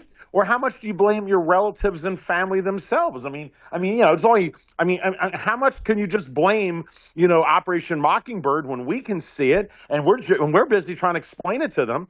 Or how much of it is it them? And if it's them, and we don't mean that they're bad people, but what is the trap? Is it they're not intelligent? Is it the fact that it's genetic? Is it social structure? I'm not trying to answer it right now in this moment because I have to get going in a few minutes. But this is what I'm trying to bring up. Well, there's a question in there somewhere, right? Well, yeah, the question is, and Ernie, you're, let's just say, a bit, at least try to be influential. You've got definitely there's pretty a big question people. Somewhere. But why is it the family, and I'm not trying to get personal with you, and I can say this to anyone listening. All of you listening to me right now are smart people, and most of you probably have understood the Austrian economic, dollar dying, a long time ago. We're all smiling. Let's just say we're having a few good last couple months have been pretty fun, right? But not really. but why is it our friends and family have not partaken in this? There's no way that most of you listening have not at least brought this up at a Thanksgiving dinner or with your friends sitting around having drinks and they're talking about their 401ks or whatever, and they ask you, and maybe you mention that you're into commodities or something. I know you got to be private. I get all that. But I'm just saying, why has it that the mainstream hasn't figured out, or even our own friends and family, and every one of us are smart people. We may not agree on every little thing, but our relatives and such must at least acknowledge that, we're kind of, someone at least worth having a conversation with. I'm going to answer one of these days. All right. So why is it? Is it because if you just keep saying, well, they haven't, I guess I wasn't loud enough, or is it genetic or something more baked in the cake? That's what I'm trying to get to you, because in my opinion, tell you if you let me. In my opinion, after decades of doing this, I began thinking is that they just didn't know. And if they heard the message, they'd figure it out. Maybe I wasn't loud enough. Maybe I wasn't smart enough. Maybe I wasn't articulate enough. I have to come up with better analogies. Maybe I have to have more data, more receipts. I would record stuff with the VCR and show VHS tapes. I did so much back in the day on my own, in my own little way, my own little stupid way. But how much do you do and they still don't figure it out? At what point do you realize there's something deeper going on? Either they're all brainwashed by an evil government that we're immune to for some reason, or is it just baked in the cake of humanity in the patterns I mentioned? At which point you have to look at government and ruling a bit different, in my opinion. But go ahead. Why do you think most of your family and friends, aside from your kids and all, and I'm not trying to get too personal, but you know what I'm talking about. Why is it, of all people, they didn't figure or believe you 20, 30 years ago? My turn? Go. I've said this before. I keep saying it. It's the same thing I always keep saying. It's what they are immersed in. This is a realist Kennedy on Tucker Carlson, CIA knock at Oxford. Now she's, was campaign manager for RFK Jr. She married his son, the third, CIA. She comes in, she goes, this Trump derangement syndrome thing, what was going on? I recognized it. It was a weaponized DARPA program that the CIA was using to get, perspective on the Soviet Union during the Cold War back in the 70s, 80s, and they would immerse them in, put them in the bunker, have them watch all of Soviet movies, propaganda, magazine, newspaper, whatever. They would never be useful again in the field, but they give good perspective on how the Russian leaders and the Russian people would react to certain things. Then they reconstituted it. After the Berlin Wall fell, they kind of, not officially funded it. And then they reconstituted it after 9/11. How are we going to get into these terror groups and who's doing, this and that and how to do the propaganda. We have to immerse people. Once they realized, especially with the internet, that they were able to bombard you. Your TikTok, your Facebook feed, your email, the freaking bots. All this, they could see how they could craft general public opinion with pictures of memes of ICE beating up babies or, don't kick the baby, kill the dog, whatever. And then it goes the other side of them being, then you find out there's money and control behind everything and it's all just BS. And a lot of it is just manufactured, I don't know how much Minneapolis is under siege, but certainly wherever they got the cameras, it's all theater. You got Imar, what's-her-face, the Somali congresswoman, she's up giving a speech, and then some guy squirts a syringe of vinegar on her or something, come to find out, it's a false flag thing and get sympathy, whatever, whatever. Don't care, doesn't matter, all right?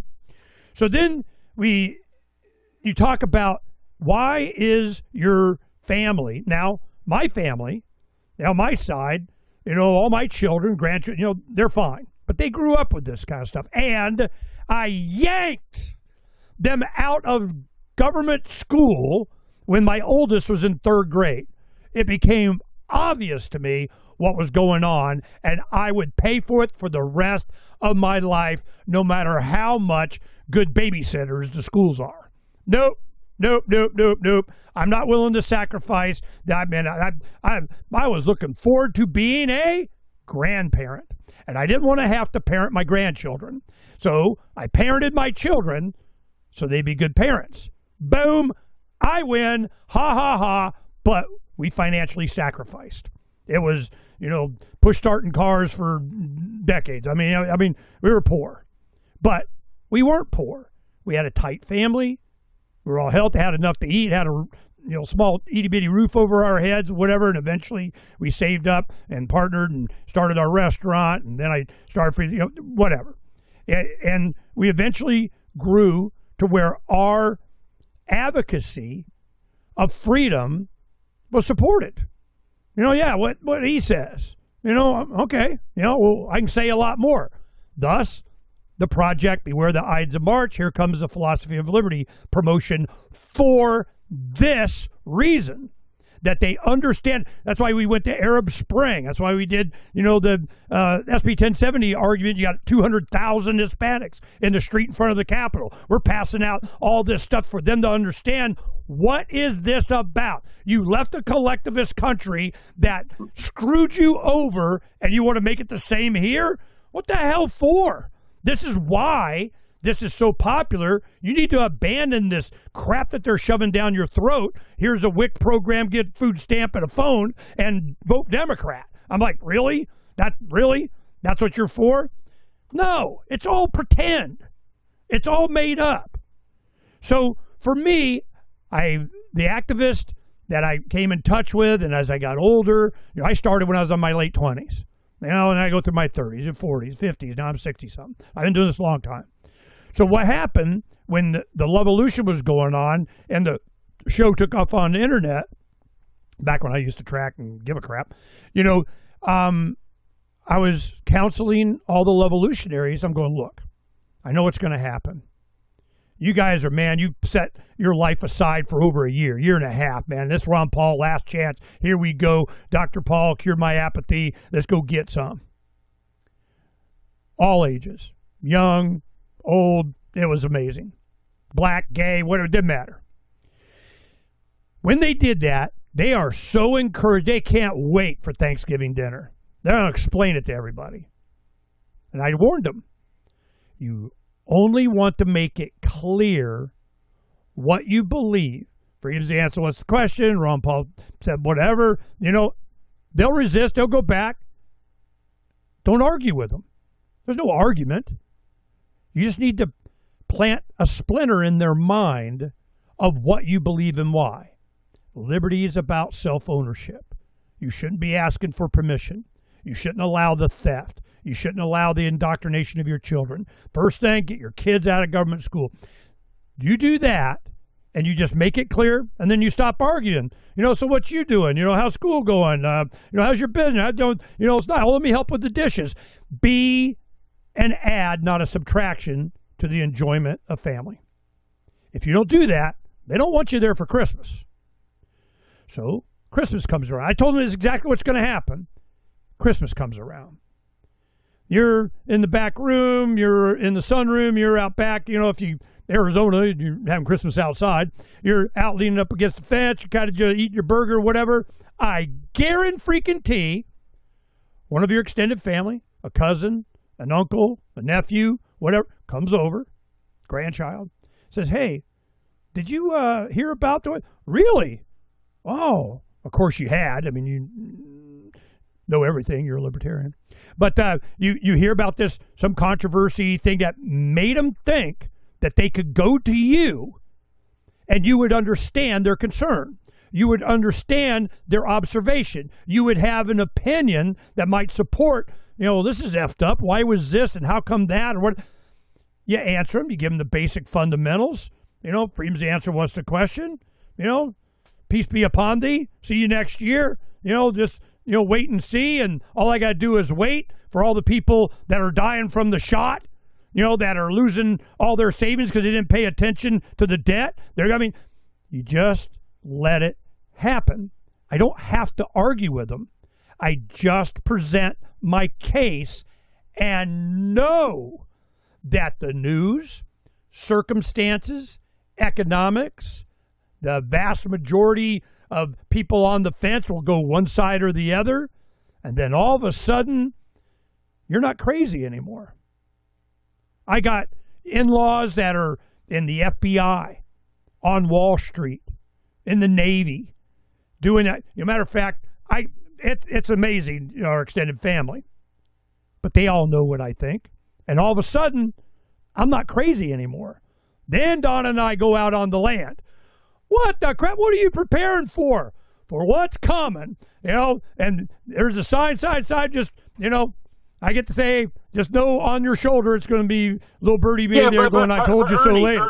Ernie, I'm not trying to, you know, say that like you haven't done your bid for, you know. No, you're saying why aren't they? Because they're human. My point is, and the best way to get them is to just explain your reasons. A decade, 2 decades, 3. What the hell do I care? What are you looking for? The next election cycle? You're still voting? Oh no! It's like this is what we're going to run into. We're all going to run into friends and family that are going to be calling us in this next year about silver and gold and whatever. And look, you know, we're all trying to help them out. I get it, but I mean, it's this. You know, if you haven't figured it out by now, you're a victim. Yeah. And not only is it you're going to get, you know, not the great, you know, prices that you could, but also what's more important though is that this problem could have been averted before they're like, how do I get in with FOMO? It's got to be a food thing. Silver. You got to be motivated. Exactly. There's no atheist in foxholes. Exactly, Ernie. It's kind of like an alcoholic or somebody that like you can tell them all day that, you know, it's going to make them worse, and they know they're not that stupid, but they have to hit rock bottom and lose everything and get pulled over by the cops and get detoxed in jail and all of this before maybe they find God. And so, you know, Yeah, well, I mean, that's kind of the deal. It's human nature, isn't it? I mean, a person's not going to stop smoking until they're diagnosed with lung cancer. Then suddenly they stop smoking. I mean, I'm just saying it's human nature. So how do you deal with that? So when the average person likes the comfort and the simplicity of just giving up their autonomy and their agency to others, which I know you and myself and this audience finds abhorrent, giving your agency up to somebody, but most people are willing to do so to keep it simple. It's like they're willing to do until their ox gets gored. No, exactly. But by the time everyone figures it out, it's always too late, and then comes the revolution or the change or whatever, and then turning. Exactly. You're making my point for me. So you go through. So it's like, all right. So somebody's got to advocate for the freedom to get. You know what? It reminds me of somebody. I'll do it. Phranq will do it. I'll Ernie, do it. So, Ernie, what did you think when you saw, what is it, The Matrix #2, I think it was, when the architect was telling Neo, like, you're not original. Like, you're the 10th one? Yeah, you're like 12th or 50th or whatever. It's like, oh, yeah, we've been here before. This is like, ho-hum, I'm just going to yawn. There's nothing there. I mean, granted, to try to say and then Neo in the third, Mr. Anderson, why do you persist? Because I choose to. Right, exactly. I mean, really, this is just the Matrix. I mean, when you keep doing the same thing. You ain't going to out-sci-fi me, Phranq. Well, you did watch Star Trek Discovery. You lost some cred on that one. But anyway, man, I still muscled love you. Through. What a train wreck. But, oh, yeah, and Starfleet Academy's out now. They already canceled it. That's your favorite show, isn't it? Go ahead. Already canceled it. So anyway, we are inundated. Oh, I know. It's like we're living in the comedy world. But anyway, I mean, but that Matrix example is I think apropos because it's like we keep going through it, and you start realizing if we keep going through iterations of the Matrix and multiple Neos, then it doesn't mean you shouldn't keep trying, but it does make you step back and go, well, maybe this is just baked in the cake. It's in history. It's in God's natural law. It's in genetics. I mean, who knows? I don't want to get too much into that. Okay, let me make a quick comment. It seems like our guest was not understanding. Let me make a quick comment. Frustrated with it, but that's my point. Go ahead. My point is they, them, those know this. They always have. Machiavelli, the royalty of this is how you rule the planet, kind of whatever. This is not a secret. This is why they use the church and from the pulpit. And Martin Luther, when he came out with, printing of the Bible so anybody could read it, they're not the interpreters of the word. Hell, here's a Bible. You can do it. Nope, hell no, man. Heretic. I mean, this. So it's the Pope. And then you get we just posted on the front page, it was, I think it's on right now, and it's the pledge that the Jesuits make. And in that oath that they take, you'll be Jewish, you'll be Protestant, you'll be this, you'll be that, but you're really, infiltrating and getting in, with the club and everything to do what the Pope wants, kind of deal. So that's why, they're always going on the Jesuits and they go after the Pope, they went after the Knights Templar, they go after the banker, they go after. This has been going on forever. There's nothing new about this. It's just control. And it's usually the money.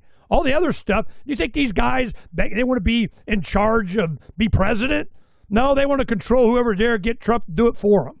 They're going to lower interest rates. They're going to raise interest rates. They're going to, all these fake battles, if they already got a plan, they're going to do what they're going to do. So we come out of the UN, everyone goes, yay, about time. Now kick them out and put them in Toronto or something. I mean, I don't care. But the point that I'm making is that it is not futile. It is always circumstances play out to where people see the gun in the room, they see the impact on lifestyle, they see what is technology there, which is why we did Occupy.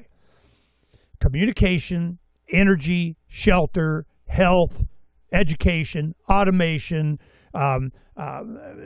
transportation, all these things have now provided technology that you can live a high quality of life. universal high income or high quality of life. Well, anybody give me money? By being self-sustaining. This, and then now we need communicate for commerce. That's why we're working. That's why I'll be speaking about it in Acapulco next month. So this is what I do as an activist, being an activist for personal, individual freedom, as long as you're not violating someone else's life, liberty, property, their pursuit of happiness, which is their circumstances, their happenstance kind of thing, that you're free to do whatever the hell you want. But are you at liberty to?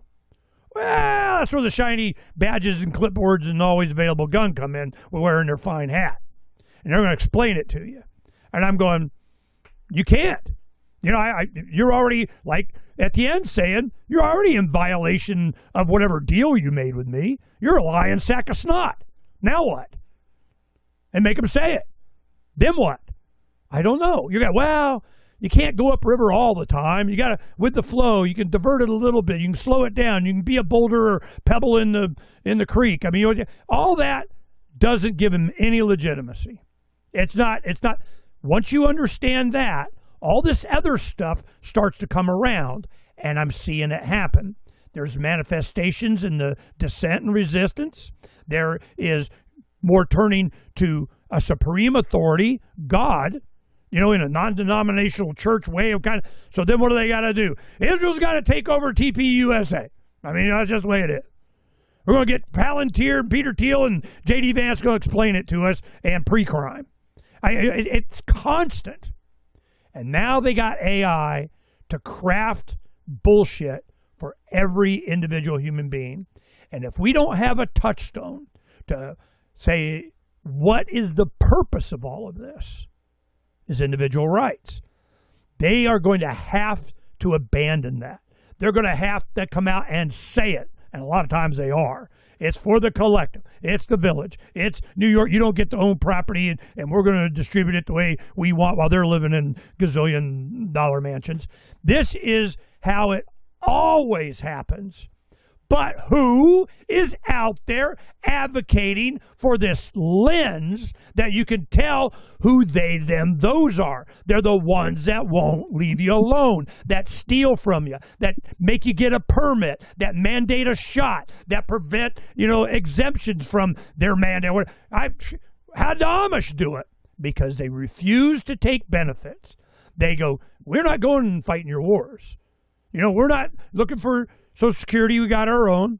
We're not looking for you to, give us plumbing or, electrification or whatever. We just leave us alone. When they started attacking them on their raising of food, raw milk, cattle, whatever, that's when they put up the Trump signs and went. Did they do themselves a favor or not? I don't know. We'll see how it works out. But I am just so adamant about somebody has to be a pure, not political, just a splinter in people's minds to understand what this is all really about. You are not born a slave. And if you understand that, you'll pick your own battles. And I think that is what's being more and more understood, which is why that is being so targeted. And as the transition economically is happening right now, not later, right now, they are doing everything they can to, they say, oh yeah, you're back on YouTube, you got freedom of speech, but not reach, whatever the hell that means. They shadow ban everything. Where before they were just taking it off. Well, now, okay, you're there. It's just, we're not trending or promoting or whatever. So even when I look for Century of Enslavement, which is James Corbett's documentary, all in the Federal Reserve, you put in Century of Enslavement, and it doesn't come up anywhere. You like page 2, it might be on Rumble or something. I am like, wow, which is why we did open source education.online with all of the best stuff that I like, that James Corbett curates that page. The Philosophy of Liberty program we're doing is for this exact reason, to put a splinter in people's minds that the whole point of this whole thing that they're promising you is the protection of the idea that you own yourself, you're not born a slave. And for Phranq to come up and go, well, yeah, you were, and if you don't like it, move. Really? You know? I wasn't like, trying to oversimplify it that way. Where are you going to go? I'm not. It's just the fact that he was just asking, the question. He wants a direct answer. And I'm just pointing out, if 350 million people say they like the color white and you like the color purple, you're that hard ass about purple, well, then, what do you expect? 350 million people to change their opinion to purple? During the Iraq War, there's a show called Boston Legal. They had a case to where a woman refused to pay her income tax as it was funding war. Then you have conservatives going, I'm not going to pay income tax that you're going to use to abort babies. No, that's a line I'm not willing to cross. Right. I get it. But so what's the argument? You're 300 million people say you're wrong, so get with the program, shut up.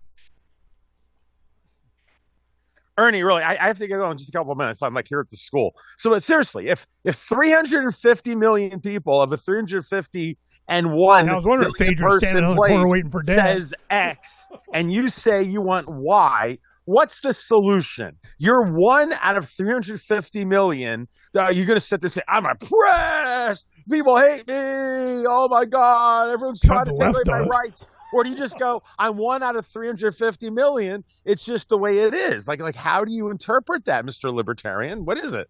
Are you going to play victim about it or just say, hey, I just missed out on the poll? I'm just the minority. I do exactly what I've been doing for almost 40 years. Yeah. That's it. Okay. So anyway, there's a lot with this. I really appreciate the show with it. Hopefully we can get your guests back.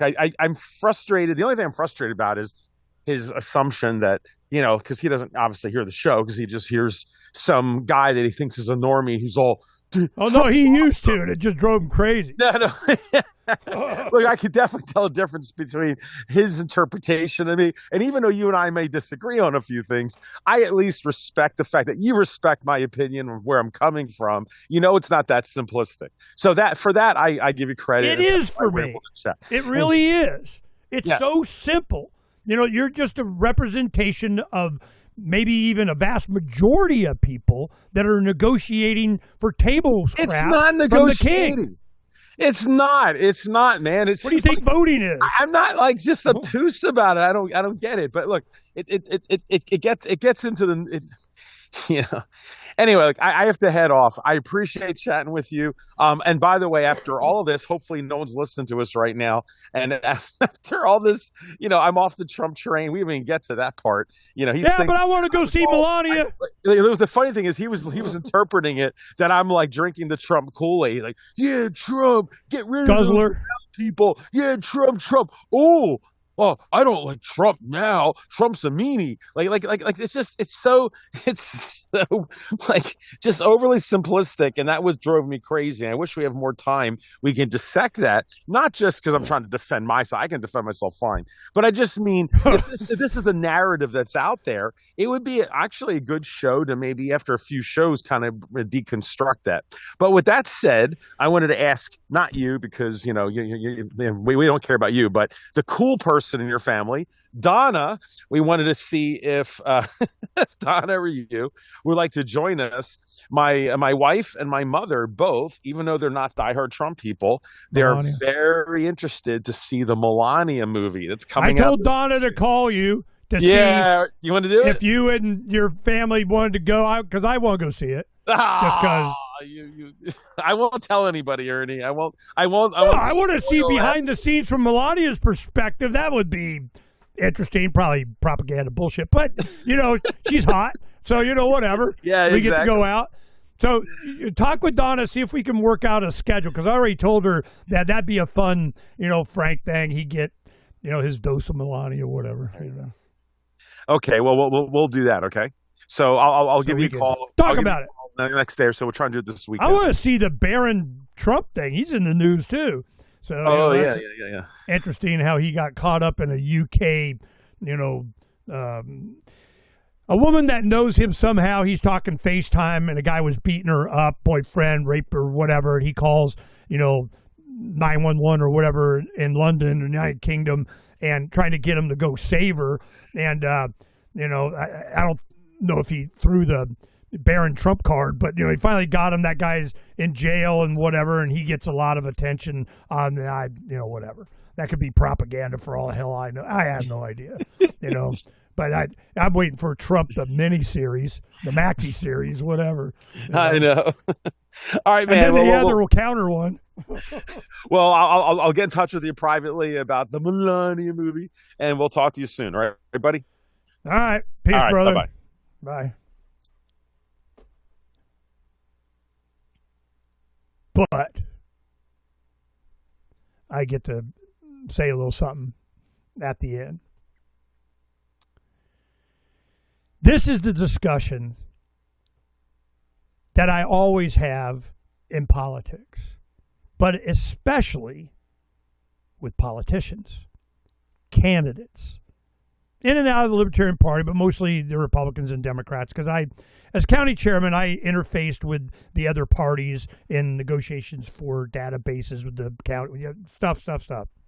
Then in the mid-'90s, there was a time where a lot of high schools had us, they went to the county parties. They said, can you send someone to come and advocate, our history class? And they would take and combine their government and history classes and go like 2 hours, hour and a half or something, and special presentation by the Republican, the Democrat, and the Libertarian. The Republican go, yeah, kind of what he said, for the Libertarian standpoint. Because a lot of them, were probably more principled than, a lot of the others. The Democrat, I'm a socialist.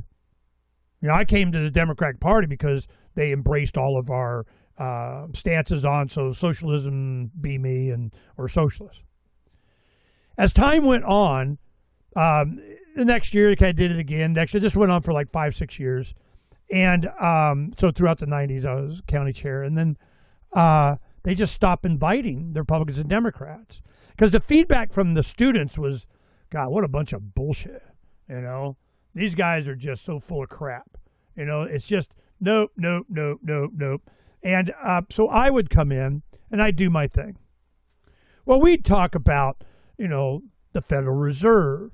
We'd talk about sound money. We'd talk about, the court system. We'd talk about anarchist societies, Vikings in Iceland, and, whatever, what do you say you do here? The Declaration of Independence.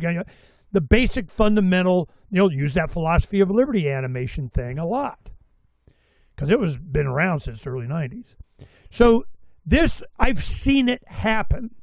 And you'll go, all right, you're junior high, and you go, all right, how many of you guys got a bicycle? Half the class or more raise their hand. How many of you paid for it yourself, mowed lawns, did chores, whatever, that you worked to get that bicycle or what you want? And you get one or two. In the high schools, you get same with a car, be one guy or something. And I remember this one high school guy. It was Centennial High School. It's in the Far West Valley here in the Phoenix area, and it was awesome. It was a new high school. And one of the 17, 18-year-old kids, he's there. Yep, I worked, got my own car. It's my car, mine. And I go, well, you're not in it now. I mean, you don't drive it all the time, do you? Who doesn't have a car? Well, everybody raises their hand, a bunch of people. And I go, well, he's not always using it. Let's take a vote. Let's all vote. Yep, it's unanimous vote, in the class. The class votes the majority or whatever that they could use your car. We're going to use your car because you're not using it all the time. You should share. And I go, what do you say? And he goes, no. And well, we had another vote. It was unanimous. The entire planet voted that they get to use your car.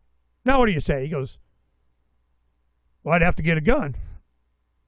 And then I go, well, then they're going to force it. They're going to take it. He goes, well, I have to reload. I want to talk to your dad. I mean, that kind of thing.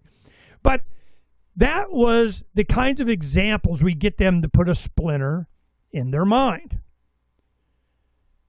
only a few teachers wanted that. A lot of it was private schools. That was a public school, but it was, a lot of it was private schools because we were marketing a lot and we were in, the news and everything. And they think you're going to explain it to. And I remember one school, it was downtown. A lot of politicians stuff. They had their kids go to this charter school that was downtown, and it was called, I don't know, Fees Academy or something like that. And we had ads in a newspaper that whatever. So they had me come. And I'm doing this kind of thing with each class all day. After lunch, the kids, and I go, what's the answer? What's the answer? What's the answer? I wait, and I could get them to do it, right? Especially junior high. Junior high, because they're just going through the hormonal thing. They're a little resistant. They haven't been indoctrinated yet. They don't got all the but they like that freedom thing. So before it goes click, ding, and class was over, about 2 minutes, I'm going, so this and this and this, I had some rhetoric that I do, and I go, so what's the answer? What's the answer? What's the answer? And they go, freedom, freedom, freedom. After a while, I could go, it was always junior high. It was that mindset, which is why, the Hitler Youth and the Stalin Youth, all these guys, they get them in junior high when they're starting to formulate and lock in their mindset or whatever, because they were going through puberty. Once you do that, it's much harder to get them, to see things. They already locked into whatever they're indoctrinated with, which is why 7th and 8th grade, middle school, 6, 7, 8, or junior high, 7th, 8th, that's where the social studies come in. I'm just a Bill. This is history and social studies, government and social studies, how they call it social studies. So what are they doing? They're indoctrinating you. I went through it. I see it. I'm just predisposed to not. My dad was he didn't like corporations or government. He couldn't really articulate it well. Guy asked him questions and shut up and agree, kind of thing. But he was definitely leaned that way. So I'm going. They became a city councilman and a deputy sheriff, and gave my authoritarian dad a badge. Well, I knew that was a bad idea. But so when I do this. Freedom, freedom, freedom. Marching out of the class. Freedom, freedom. They go into the cafeteria. Somebody said, freedom, freedom. And then all the other people that had my guy did. It so pissed off one of the art teachers. I think it was because at the time they were in threat of being defunded or something, whatever. She comes in to the next class after lunch, stomping. Call her Stompy. Stomping in, had a tripod and a video camera. Back when they had magnetic tapes or whatever, like a video camera. And they come in, she plops it down, puts the camera up there. I do my thing, and then she starts asking questions. After I gave my presentation, she's in the last third of the class. She's, challenging me. I didn't have to answer her. I go, well, kids, what do you think I would say? And they just slam her. Freems answer what's the question because of something. They don't like that. None too much. So where do you get the next generation before they go through puberty? It locks in after that, and then it's a lot more difficult. You can still do it. You can do it with people, but it has to be circumstance. It has to be the foxhole. It has to be deprivation. It has to be hunger. It has to be violence. It has to be something that, shakes them up. And what the hell just happened? Like the grapes of wrath. At the end of the movie, I don't know what's going on. I want to find out. Okay, go find out. Do you have anything to start from? Some base truth. You own yourself. That's it. Once you embrace that, you're not born a slave. That you own yourself. Your mind is yours. Your body is yours. We get into all the debates and all that kind of stuff because, my lawsuits kind of, scared them into, we had to get in all the debates and so on. And it was just a soapbox that we get to go, you own yourself. That's it. We're done. Next. I would, because you only get 2 minutes, 3 minutes, whatever, to answer a question or debate on whatever, libertarians just skip to the end, So that's why I'm resurrecting that, why we do it the way we do it. Resistance is not futile. Somebody's out there resisting. Somebody's got a sign. That's what I think too. Yeah. And then circumstances, there's no atheists in foxholes. That's kind of the point. There's no collectivist lover when they got next to a ditch with a rifle to your head. You know what? I'm a freedom guy now. Too late. So this is the battle that I knew I was going to have with Phranq. Why I wanted to do it, because he was advocating for voting. He was advocating for being ruled better. He was advocating for this guy over that guy because you got to have a guy. And I'm like, nope, you don't. So am I going to cure Phranq? That's not the point.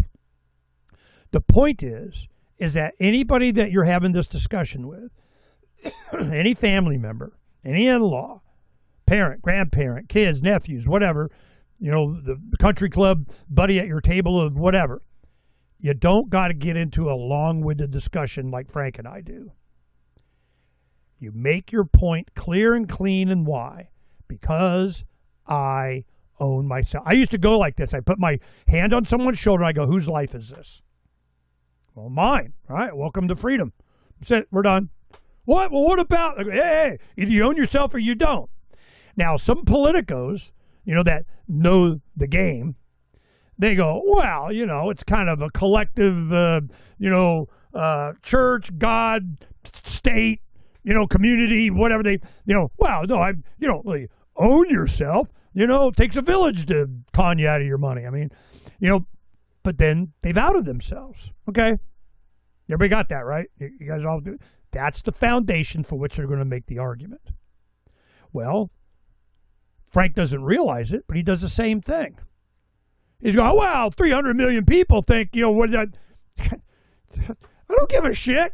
They didn't, they can't vote. I don't own myself, So this is why I do what I do. All this consternation, theater, and everything that's going on, it's all manipulation and general public opinion of when we were during COVID, when we traveled the country back and forth for years in the bus doing activism and shows and meeting with people. They weren't privy to some secret sauce of, they got conned. They were way more, except for the schools. Man, that's where they had their, forts out in the wilderness. As the government, man, they controlled the schools. They got the school board of the schools. We're going to make you, and you have to vaccine schools. That's why homeschooling shot up so much. Private schools shot up so much. And why the universities are going bankrupt. Take a look. Just do some, our universities going bankrupt. Boom, here it comes. And a lot of them, of course, are liberal, private, whatever. They got endowments. They'll start, I don't know how many gay people they can get in, or, they still are not going to give up indoctrinating the future leaders of the world kind of thing. And then they have one of my sons, genius kid, he got nominated to go to the United Nations Youth something. They go get and die. Oh, there's a leader. We definitely want him. He's a, genius, calculus, math, captain of the football team guy. Oh, we definitely want him. And I encouraged him. I said, go. I got a bunch of printed material for you. Put it in everybody's locker. Slide it under everybody's door. Be an activist. Get to the UN. We can really screw them up. Nope. Don't want to have nothing to do with it. No, Dad, it's not going to happen. And I'm like, okay, whatever. So that's where we're at. And I just wanted to, have Phranq on to we keep making the same point over and over, and it gets old. But we do get the news, and we'll get to that next week. Maybe we'll tell you how the movie Melania, it comes out tomorrow or something. I don't even look for me. I don't care. There's nothing I want to see. But I thought that would be interesting. And it's kind of recon, for, what they're slinging. Melania gets to have a say. All right, let's see what's up. Her career and everything. It'd be nice. I get to see her in bikinis. So there's that. So whatever. But but I'm interested in the children. I'm really interested in Barron. I think that in Melania, Barron's going to get, some attention, because I haven't heard 2 words out of him. I mean, I have no idea. And I think he was vaccine damaged there was something happened. He was a different kid. Now, of course, having the resources they have, they could, make use of. Maybe he turned into an autistic super genius kid or whatever. I have no idea. So I think that's going to be really the draw for me, because I think Barron's going to play a role in this thing. And, of course, Melania and Trump, whatever. I don't give a crap. But it's a good time to hang with Phranq and Savard. We get along well. We're good friends, and I love his daughter and his family and his mom. It's a thing. We get along a lot better in person than you guys think. But it is definitely on this issue. But the wives are like, nope, not allowed. But but his wife Savarda is a beautiful person. She's great too, and she's a doctor herself. And these guys have been really good examples in resisting the man in their practice. So there's definitely that going for them. And that's how Phranq and I became friends. He would come on the show going on about Obamacare.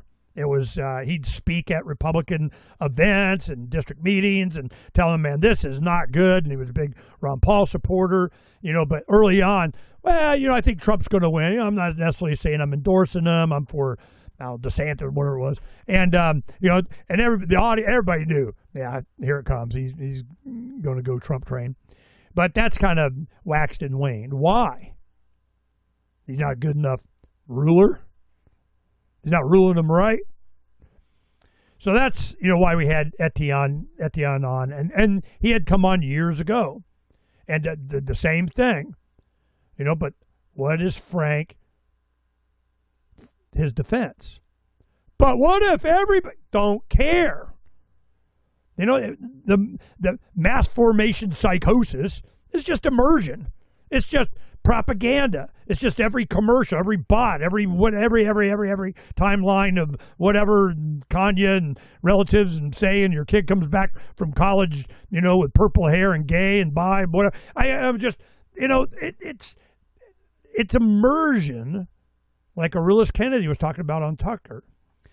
It's an hour and 47-minute interview, and at about an hour and 36 minutes, I made note of it. You go in there and you go, wow, we knew we were up against something. I didn't know it was DARPA weaponized of whatever, but it made sense. It's what we've been up against. It's how they do it. General public opinion thing, which is why the censorship is starting up, and a shadow banning thing I saw happen in 2009. It was the same thing. And here it comes on steroids. And it's because it's all breaking. It's always economics, which will turn into a food thing. So most people that don't have that much or can't, fix their car in an emergency and got to use a credit card kind of thing, and all that's going away too. Well, we're going to limit credit cards to 10% or whatever. But I'm just saying, look, it's coming, and there's nothing that's going to stop it. But what's going to reconstitute after it? That's something to think about. As Alberta is going on the ballot to secede from Canada. Will they be their own country? Will they join the United States? Will they let them? People voted. They went through it. They put it on the ballot. They had people lined up around the block. What's going to happen?